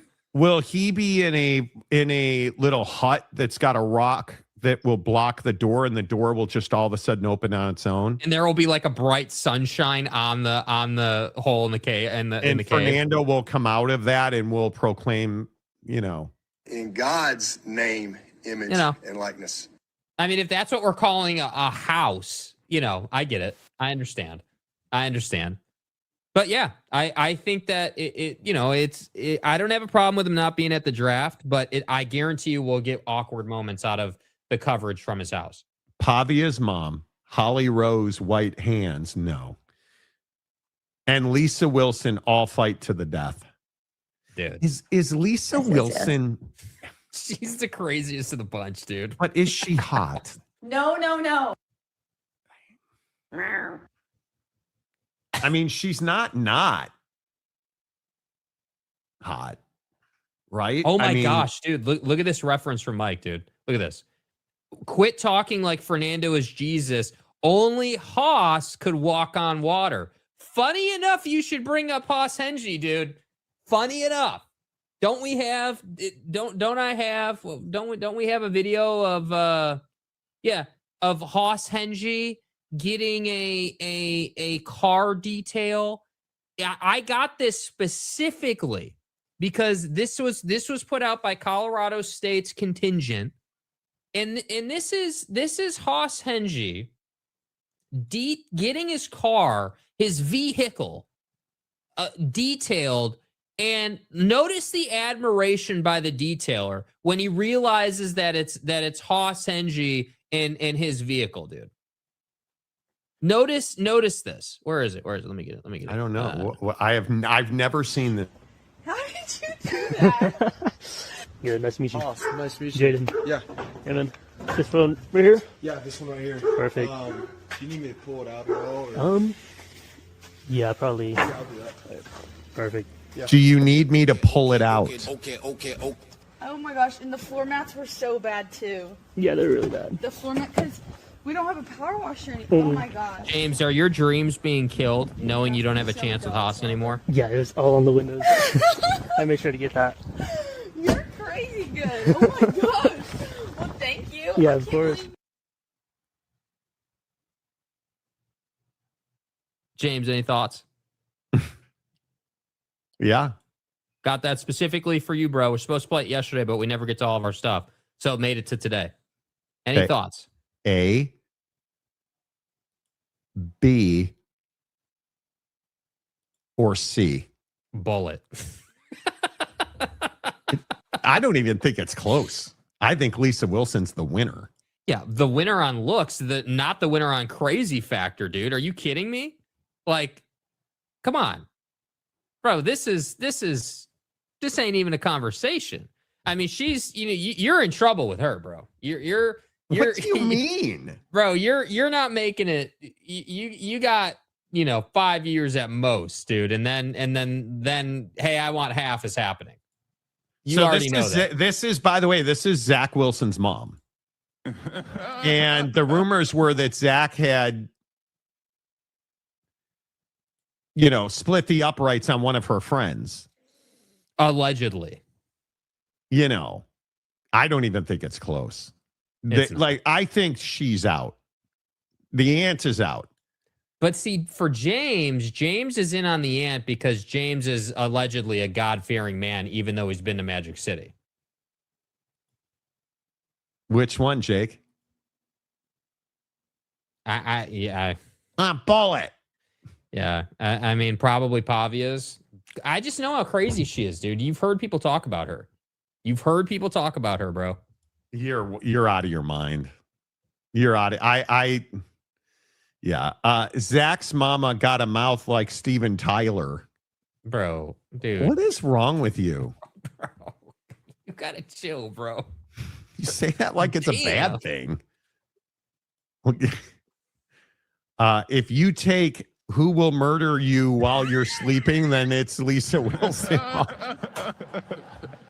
I get some Kalshi action on that, bro? Yeah, I'm going to need to call Kalshi. Can I get some Kalshi on Lisa Wilson's murder rate? Good Lord. Oh, I'm all about the crazy. If she's not trying to kill you, is it really love? Well, you know. She's totally going to wax that car. Don't you love when he's like, oh, you want me to pull it out, James? Yeah. Listen to this, dude. Just really quick. Not the whole clip. Just this little portion here at the beginning. How did you do that? Yeah, nice to meet you. Oh, nice to meet you. Jaden. Yeah. And then this phone right here? Yeah, this one right here. Perfect. Do you need me to pull it out at all? Or? Yeah, probably. Yeah, I'll do that. Any thoughts, James? Do you need me to pull it out, James?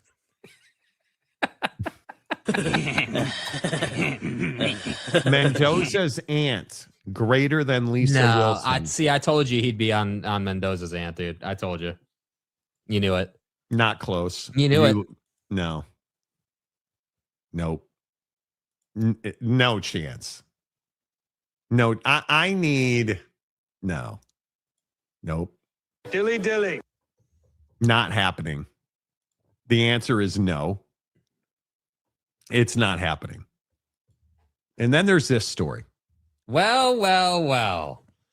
End times have come. Now, did you guys hear Mike Vrabel's press conference? It's pretty impactful. Here is Mike Vrabel talking about his situation with Diana Rossini. I'm going to say this again. I did not have sexual relations with that woman, Miss Lewinsky. I never told anybody to lie, not a single time, never. These allegations are false, and I need to go back to work for the American people. Thank you. Sorry, I hit the wrong one. By saying thank you. Thank you for your patience that you've shown in a personal and private matter for me and obviously everybody involved. I know that that's not easy for you, and I respect that, and I appreciate your efforts in doing so. I understand I could have, addressed you guys sooner, but it was important to me to have a conversation with the players, which I did yesterday, very candidly, as we began our off-season program, which everyone is excited to be a part of. Somebody is going to work. Stacey, you mentioned the players' availability, and it's never my intention to have them speak to you or address you before I did. With that being said, I've had some difficult conversations with people that I care about, with my family, the organization, the coaches, the players. Those have been positive and productive. We believe in order to be successful on and off the field, you have to make good decisions. That includes me, that starts with me. We never want our actions to negatively affect the team. We never want to be the cause of a distraction. Those are comments and questions that I've answered for the team and with the team. We'll keep those private and to ourselves. Care deeply about this football team, and I'm excited to coach them. I also know that I'm going to attack each day with humility and focus, and And what I can promise you is that my family, this organization, the team, the staff, the coaches, everybody, our fans, most importantly, will get the best version of me going forward. What do you do when you were caught on national TV smashing your lover? I did not have sexual relations with that woman. Yeah, I don't think that's true, Mike. Mike? How do you go, like, do you think his wife knew? Dude, like, how do you even go home? What is that conversation like?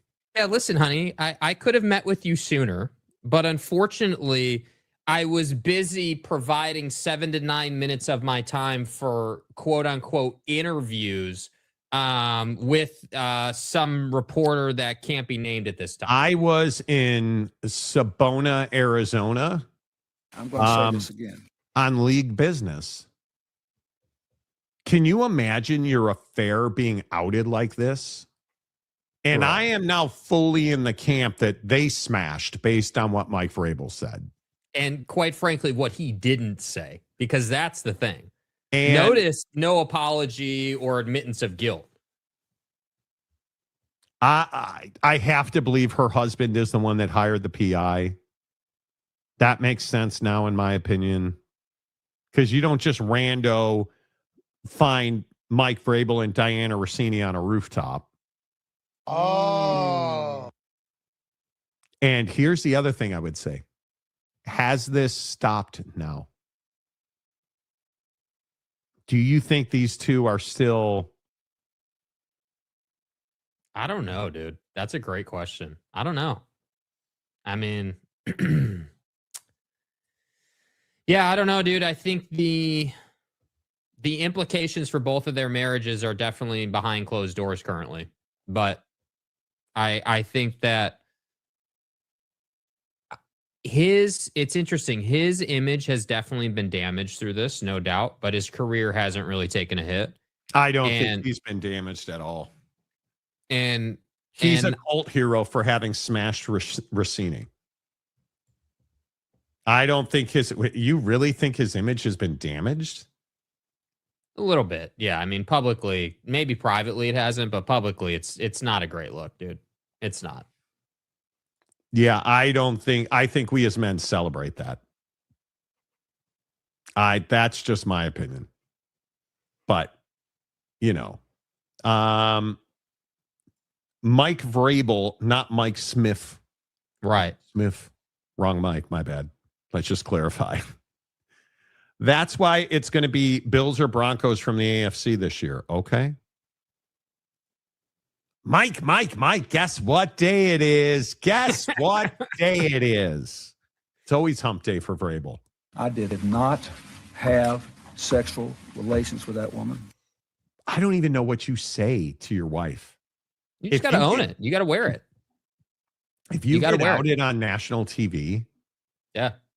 You got to wear it, dude. Do you call? Text, probably. Or do you just go home? I would guess he went home. That would be my guess. That bite we played of his statement was actually like 2 or 3 minutes longer. He went on a whole diatribe about how he talked to the players and he's had tough conversations and like, look, dude, I understand the world's going to go on for Mike Vrabel. I don't know. It's impossible for us to know the implications at home. Of course, the assumption and the natural reaction would be that the wife is unamused and pissed off as she should be. But outside of some articles, there were some articles yesterday that came out about who she is. And I think her name is Jen, if I remember correctly, Jen Vrabel. Mm-hmm. There wasn't really a lot. So, I don't know. It doesn't appear, at least at this time, that a divorce is imminent or a split is imminent or anything like that. But I don't know. I think the conversation around how married couples handle infidelity is always a fascinating one because I think it's different for everybody. I could never get over it. I could never get over it. Yeah, those are PI photos for sure. Yep. Mike went for a smart, good-looking woman who likes sports. Sounds like my wife. Oh, please. It doesn't, dude, because you said your wife was not hot. That's what you said. Oak State James gave birth to the legend of Oak State James on the show when he called his wife not hot. We did what we did. How can they even be seen together anymore? How could they have been seen together in the first place? You don't purposely get seen, right? Does Diana Rossini ever ask Mike Vrabel another question as a reporter? Does she ever in her life get that opportunity? I'm very curious about that. Which position is better to be in, Vrabes or Billy B? Billy B? Billy I don't know B. who that is. Don't know who Billy B is. You know. Oh, Bill Belichick. Bill Belichick. Vrabel. Vrabel, for sure, right? I mean, okay. Belichick, Vrabel, or J.J. McCarthy? Oh, bro.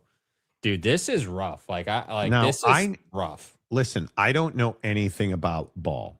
Monty don't know ball. Do you even watch football, dude? I warned you about J.J. McCarthy, man. Yeah, my first reaction was just, it's really good to kind of get some good talent in the room to kind of give a little spark in that room, to kind of see a competitive edge and from those guys to really lock in and to, do what we're expecting them to do, which is to come in and, to be that guy. And, we need that one guy for this team. So I'm definitely excited for that room, excited to see what those guys have in store for us in training camp. That's Justin Jefferson talking about Kyler Murray signing with the Vikings. Ooh. Now, I'm going to play it again so you can understand what he was saying. He's not propping up verticality, little buddy, Kyler Murray.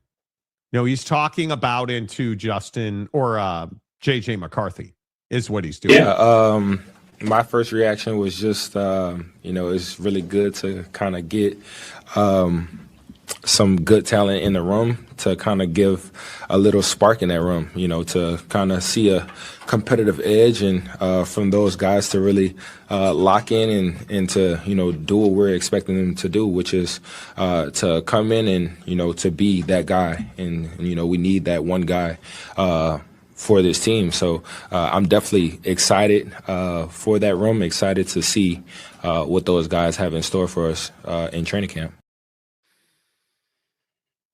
Do you think J.J. McCarthy's done in the NFL? Yeah, I think there's a chance of that. I also think there's a decent chance he'll get some backup money or practice squad money, for sure. Yeah. Get some good talent in the room. It's rough, man. I'm telling you, man. Is Justin Jefferson going to be the next Megatron? Tons of talent, but horrible talent around him.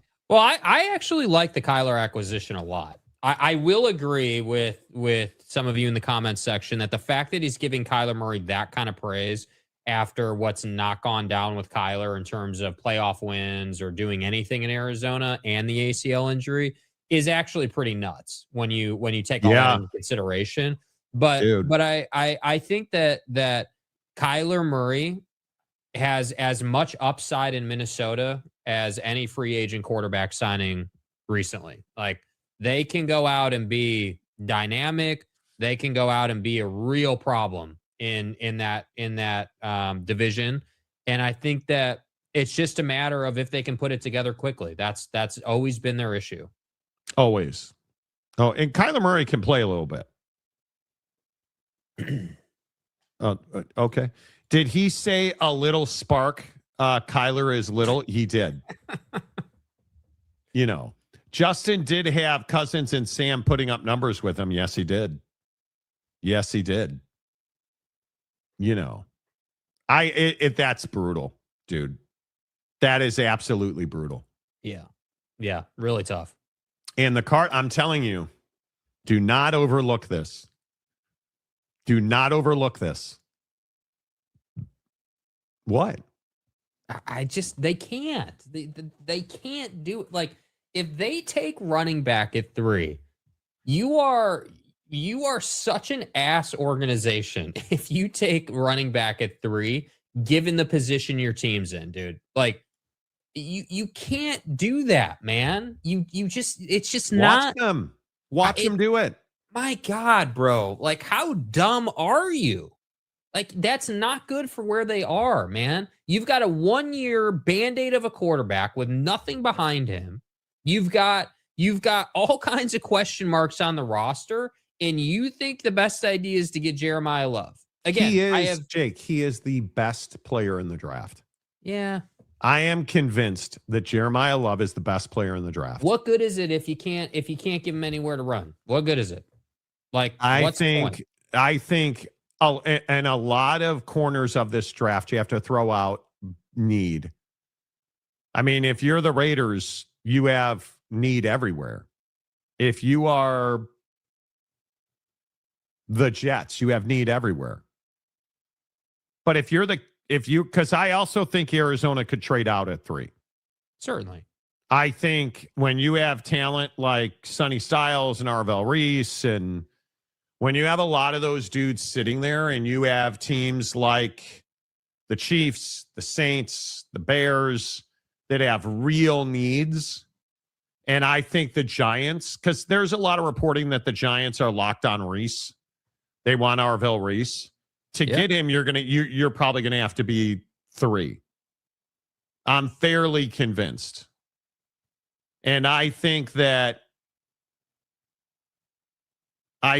a real chance that Jeremiah Love, if the Arizona Cardinals don't trade out, I think they will take him. Yeah, man. I don't know. I hate it. I'm not saying you're wrong. I would hate if they did that. I think it's the complete wrong way to go about it. But yeah, they're going to Cardinal, right? Yeah, they are going to Cardinal. It'll be interesting to see what comes of all that, because I do think that it's important that most of these teams, most of these players, you cannot miss. No. And the draft is so bad quarterback wise. And again, I'm a huge Ty Simpson fan, but even if we say Mendoza and Simpson, I just don't believe that. Yeah, I mean, it's not 5 deep or anything, dude. It's those 2 guys, and that's pretty much it. Yeah, I'm very interested to see how it all plays out. That's my whole thing, and we'll see. Marcus said, "Did you watch the Instagram story of Lisa Wilson? You made me go find her, and now I can't stop watching her working out." Oh, did she put videos now? Bro, if you're forearm strengthening to Lisa Wilson workout videos, that's a different level of commitment. Okay, that's a different level of debauchery, bro. I don't even know what her Instagram is. I have no idea. Let me see if I can find it real quick. Let me see. It's Life According to Lisa. Okay. Life According to Lisa. Okay. Oh, she's doing a back workout. I don't even, bro, are you that into the, well, okay. Okay. I see the possessions he references, but I don't, it's fine. It's fine. Like, I would have never gone and looked at her story. No. Marcus working on his 21 quota. Yeah. Yeah. Like, dude, you just went full Vrabel on that, bro. You just said you admitted nothing while admitting everything, bro. My apologies for making you go and find her Instagram stream. You're casual. If I had to guess my top 3 in this draft, I mean, Fernando number 1. I think the Jets are taking David Bailey at 2. Any chance for Arvell Reese there? No, I was reading Kuiper's latest draft and watching his podcast, his YouTube podcast. Everybody's got David Bailey too, which I'm not. Yeah. I think Arvell Reese is a better player. But I mean, it's hard to overlook what David Bailey did. 15 sacks at Texas Tech. Like Arizona, I think trades out, but I could see Jeremiah Love going there. 4th is Tennessee. I think they take Arvell Reese or Sonny Styles, whichever one's left over. Yeah. And I think the Giants have to find a pass rusher without question. I mean, I think it is edge rusher is certainly not. I wouldn't call edge rusher what the Giants need, but their defense has got to improve. I mean, they're not talented enough. So we'll see. Cleveland at 6. It depends on which one you like, but one of the tackles will go there. Muinoa or Spencer Fano.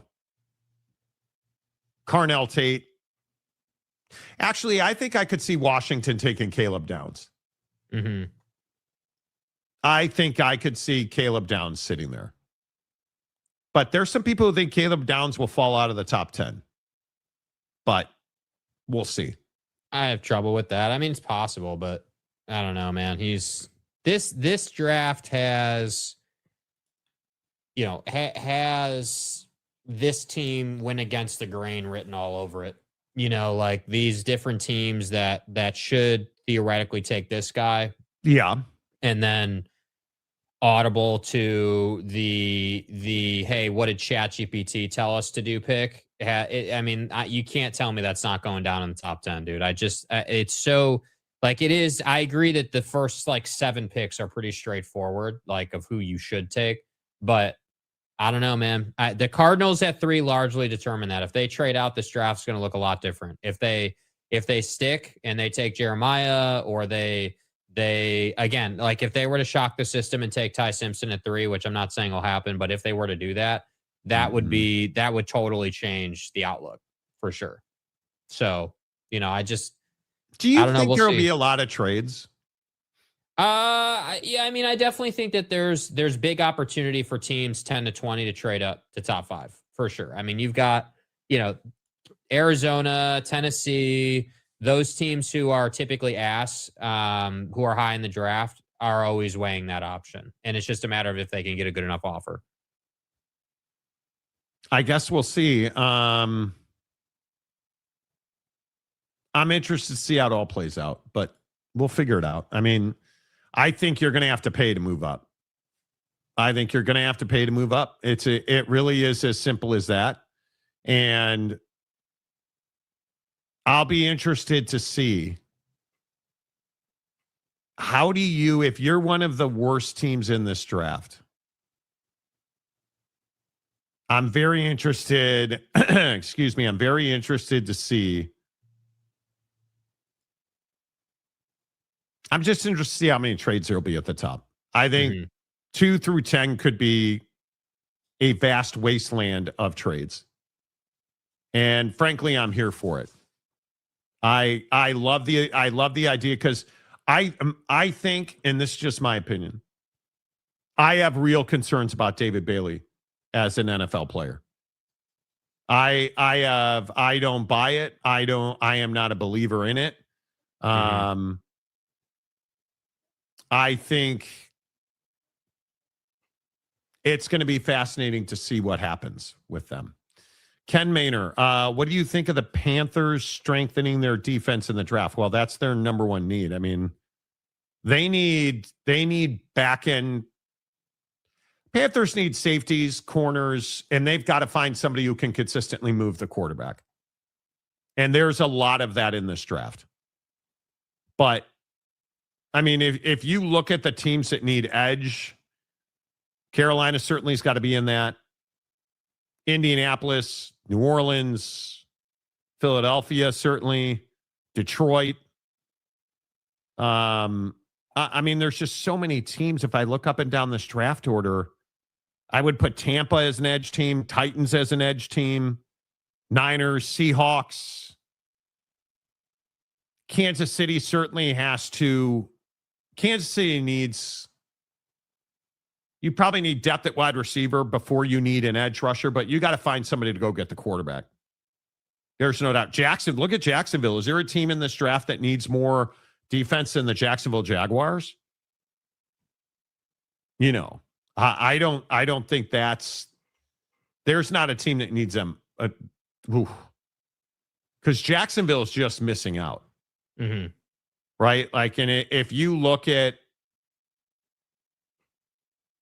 I think I would put Kansas City's biggest needs probably up front. There's no doubt in my mind that they've got to get better on defense. They've made so many cuts recently. And I actually really like the Justin Fields picking him up.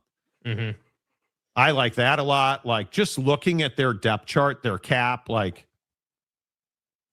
I think they need help across defense. The defensive front, I wouldn't mind seeing them pick up corners later in this draft. But I don't know. That's interesting. I'm very interested to see what all these teams do. That's the draft. Because there's a lot of teams that need defense. There is what are the Bears? The Bears need offensive line. Like, if I look at the Bears, what would I put the Bears need? Their needs are defensive. I mean, you need back end, and we've got to find somebody to get to the quarterback because we don't rush the quarterback well at all. Right? Like, yeah, for sure. Man, there's just so many teams that need defense. That's what I'm saying. Caleb Downs ain't falling out of the top 10, dude. No way. I mean, I wonder where the wide receivers will go. Because if I look at the top half, I don't know that there's a lot of wide receivers that need. Like, what do the Cleveland Browns need? I think I would say the Cleveland Browns need weapons. Right? I mean, you can't draft another quarterback. I mean, I just don't think you need to now. You don't need to now. They're clearly going to try to give Deshaun another run. You have Shador. And I just think that it's a situation where now they need more weapons or they need to beef the defense up. It's that simple. Man, I would go weapons. I do think, though, that this draft, this draft is, you have drafts that are loaded with talent, that are very, very heavy with talent, where talent is plentiful. And you can look at it as a need-based draft, but this is not that draft. This draft is, hey, there's a collection of players, probably, I don't know, 25 guys maybe at most, who are no doubt about it, can't miss. Really, really good players that should make an impact this coming season. And if you can get those guys, great. You're going to take best available, right? But then past that, that's where I think the water gets pretty murky in this draft. And I think that this draft turns into hey, who can develop guys the best and who's smart with their pick? Because that's where teams win Super Bowls, dude. When they find that diamond in the rough, that guy who maybe is rough around the edges in this draft and needs development, but they're confident that their developmental staff and the organization can turn that guy into an all-pro inside of 3 seasons or so, that's where you're going to start gaining ground, right? Gaining strokes on the field. If it goes Mendoza, God, do you take David Bailey or Arvell Reese? I'm taking Arvell Reese. Okay, Mendoza, Reese. Arizona. David Bailey or Jeremiah Love. So not Muinoa. I don't think they're smart enough to recognize Muinoa.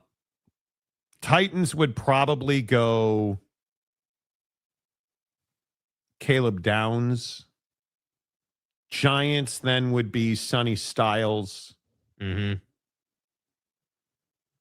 Browns, I have no idea. The Commanders would take David Bailey at that point. Have to think the Saints would take. Ooh. Saints will go defense. So Ruben Bain maybe is. That's the first place he goes off the board. Yeah. Chiefs are going to go. Chiefs are going to go corner or wide receiver. Skill position guy. Mansour Delane. Yeah. Yeah. Cowboys probably are going wide receiver, Jordan Tyson. Rams that go. God, that would be such a Cowboy pick. When you go Rams offensive tackle, who's the best tackle there? Spencer Fano? Probably. I wonder, like, what's available to the Bears? I mean, do the Bears go Lomu at tackle? I mean, I know they love Dylan Thieneman at safety. As they should. Omar Cooper, Zion Young Zion Young would definitely be available as an edge there. I don't know. I'm fascinated by it. I'm stoked. Can't wait. I'd be happy with San Francisco taking Lomu or an edge. I think the 49ers are irrelevant in this draft. I mean, I guess at that point you would probably Keldrick Falk from Auburn would probably be like, I'm looking at rankings of defensive ends, edges. At that point, you're probably, that's tough. Probably Keldrick Falk from Auburn. Cassius Howell from Texas A&M. Not bad. But at that point, I don't even know what you do there. Yeah, go. I think you would go probably Keldrick Falk. But that's going to set off a time bomb for the rest of the first round. Mm-hmm. So we'll see. I think there's a lot of questions and not a lot of answers because I just don't think you trust. They won't take offensive tackle that early. They know they have to get better defensively, but yeah, we'll see. Bears just need to go best player available unless it's a tight end or wide receiver. I think you've got to get after the passer. That or you take if Lomu's there, I think he's probably he's a franchise tackle. I think the Bears would have a tough time passing on him. But we'll see. I mean, again, it all depends. Like, what do you look at? Like, Ruben Bain's a great example of this. Short arms or not short arms? I'm not saying he's got short arms. I think his athleticism and explosiveness more than makes up for that. Mesidor Bain. Like, I'm telling you that Jeremiah Love's the best player in this draft. And I'm that guy. I think he's one of the most fascinating picks. And I think the first trade will be the Arizona Cardinals because I don't think they're smart enough to. They should draft at that third spot, but they won't. And in my opinion, I think they'll trade it. They will trade it. But, and I think a lot of people will, there's going to be edge depth in this draft. So Cowboys will take defense. When I think Bears, I think defense. That's the need. Same as the Panthers, Peppers, Kuechly. Yeah. Do you have a quarterback? I think that's a big one. I trust Bensai and Poles. Praise Ditka. Yeah. Oh, look. Arms don't matter. Bain can play. Is it did Epstein tell you guys that at Penn State? Or was that Sandusky who was preaching that philosophy? I'm curious. Did Micah tell you that? I mean, when he was rolling around on the floor naked, allegedly. Or is that redacted? No. Probably redacted. Yeah. Probably redacted. Joe Pa fixes everything, right? Correct. Hey, did you guys see LeBron last night? Now, I can sit here and tell you, as I've been telling you all season, the guy is a Renaissance man. But was LeBron being truthful when he said this after game one? Was there anything that you saw about the way they were playing or how you wanted to get your guys going? Yeah, I mean, I won't really get into that because I don't want to give up the game plan or what I see out there. It's a long series, but my guys was able to put themselves in position, and it's my job to get on the ball in the right possible position to either catch and shoot, catch and finish, catch and drive, make a play. So my teammates. I think LeBron is dominating the Rockets. He absolutely made Kevin Durant look like a statue last night multiple times. The play where he got the dunk at the end of the game. Now, my wife forced me to go to bed early last night because we're trying to have a baby now.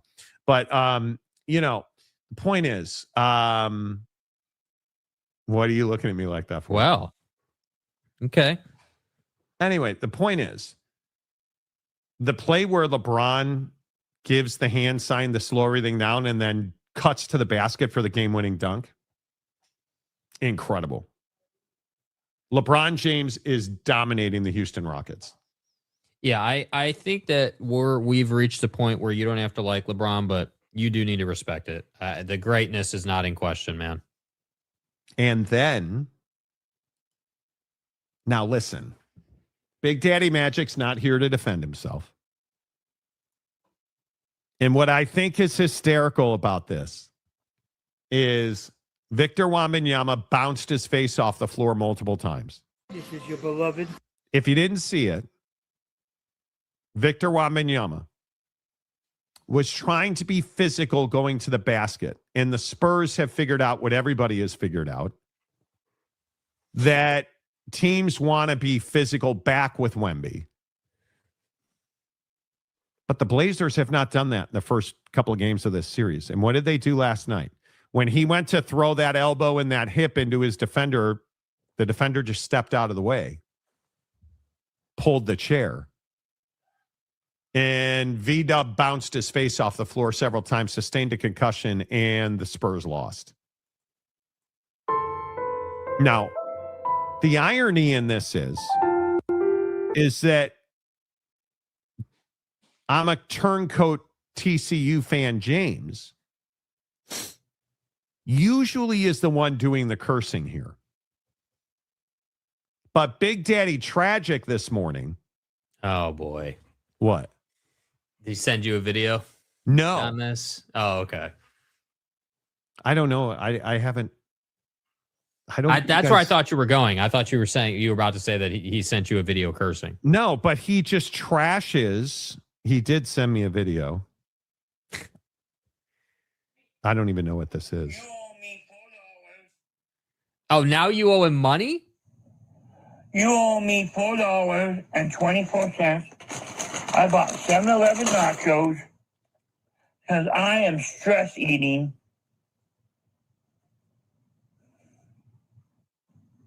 Okay, so he's apparently stress eating. Why? Because your boy took a face plant last night? Oh, God, he's knocked out! Oh, yes, thank you, Jesus. Rise, my Victor, rise, please. Please rise, please. Yes, please. The $1 million smile. Please. Don't push him. He is dazed. Why ain't motherfuckers coming out the bench?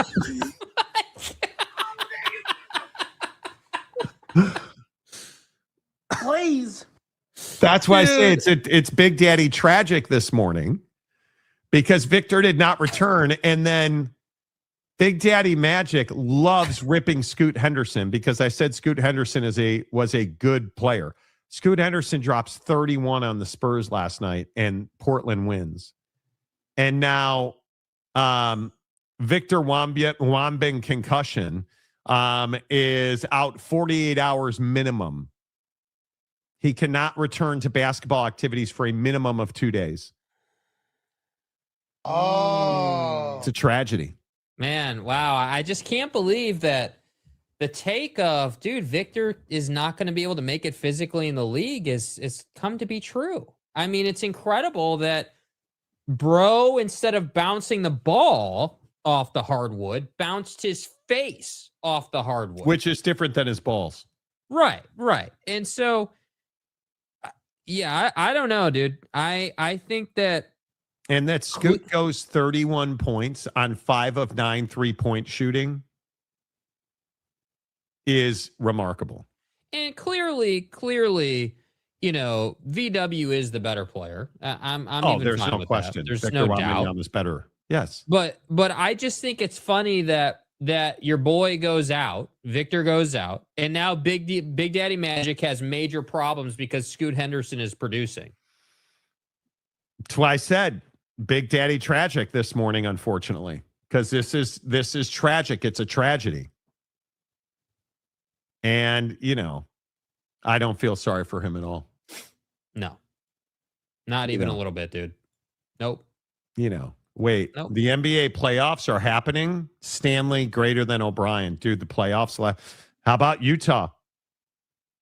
Or I'm sorry. Let me get it right, because we want to pay respects. How about UAth winning their first UAth. The UAth Mammoth winning their first NHL playoff game. Okay, again, just going to take the victory lap. I know we don't know ball. We don't watch anything. We're wrong about Ryan Smith. We hate Ryan Smith. We hate LDS moms. Bro, dude, we told you that the Mammoth were going to win before the Jazz, and he was going to invest in the Mammoth, not the Jazz, and that's exactly what he's done. Yep. BDM, the most hyperactive person ever that is constantly high on THC. Correct. Well, correct. Bro, what is the over-under on years BDM has if he continues to eat 7-Eleven tacos and weed? Dude, he is a garbage disposal of awfulness. It's brutal. It is absolutely brutal how bad he eats. It's not great, dude. I mean, literally really a garbage disposal. And James isn't quite that bad with it, but it's still rough. Oh, TCU, I hate Oak State, James. Yeah. I don't believe that. James says he doesn't eat at Buc-ee's anymore, and I don't believe it. Yummy. I don't believe it. I'm sorry. I know that we're supposed to take people at face value, but geez, BDM sent me videos that I'm not prepared to play them on the show. I'm not prepared to play those on the show. No, I'm fine. Anyway, my point is, Jake, it's a tough night for Big Daddy Magic. It was, and we should all be compassionate. BDM's got problems now, and Scoot Henderson's a better player than VW, and it's all come full circle for him. Yeah. So he's stress eating Taco Bell and getting water butt from that, and that's tough. And his answer to that is to get some lettuce out and burn it and ingest it. And, smoke tree, dude. Yeah, and hopefully that'll fix all his problems. I would counter that the 3 times J. Do you mean Jaren Jackson Jr. trade says he's investing in the Jazz? That contract ain't cheap. He's investing in the Jazz on a certain level. Will they get the number 1 pick? No. I don't think so either, but I hope he does. Jazz fans deserve a winner. Ryan Smith has been nothing but a shyster and a thief. He is not won. He is not invested. And people look at him as a deity in that town. And I think he's nothing more than a paper champion. And he needs to spend his money on the roster. And Jazz fans deserve an NBA champion. Yeah. No doubt about it. And yes, I take a victory lap. I told you the Mammoth would make the playoffs long before the Jazz did. Long before the Jazz did. Yeah, I'm not proud of that. No, but it's certainly, it's certainly been accurate. It's certainly been the case. So, It might have been a tough night for BDM, but that doesn't mean you still shouldn't call the advocates for a protection order. That's probably true. He doesn't have to invest in the Jazz. The fans are already there. The Mammoth, he has to invest to get fans. That's true. I don't disagree with that.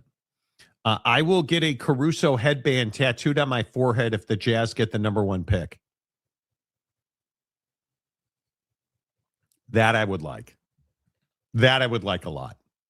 Ryan is friends with Megafee, so maybe the fix is finally in. Could be. Yeah. Well, is he friends with, Commissioner Ears or not? Because until that happens, they ain't getting the first round pick. They ain't getting the first pick. The Kessler deal will be real indicative of where Smith is investing. Same with extending Key. Well, if you trade Walker Kessler and they've had opportunities and haven't, that'll be very interesting. Keontae George should not play anywhere else for several more years. Nope. But will he? We'll see. I don't think he will, and I hope he doesn't, because I think Jazz fans deserve that cat on their roster because he's very good. Mm-hmm. He is very good. All right. The Monty Show is always presented by the Advocates at theadvocates.com. Much more NFL draft tomorrow. Much more NFL draft Monty's favorite day of the year. I love the NFL draft, dude. Jeremiah Love, number 1 overall pick in the draft. Well, how awesome would that be if the Raiders passed on Jesus Christ II and wound up with Jeremiah Love? Oh, my God.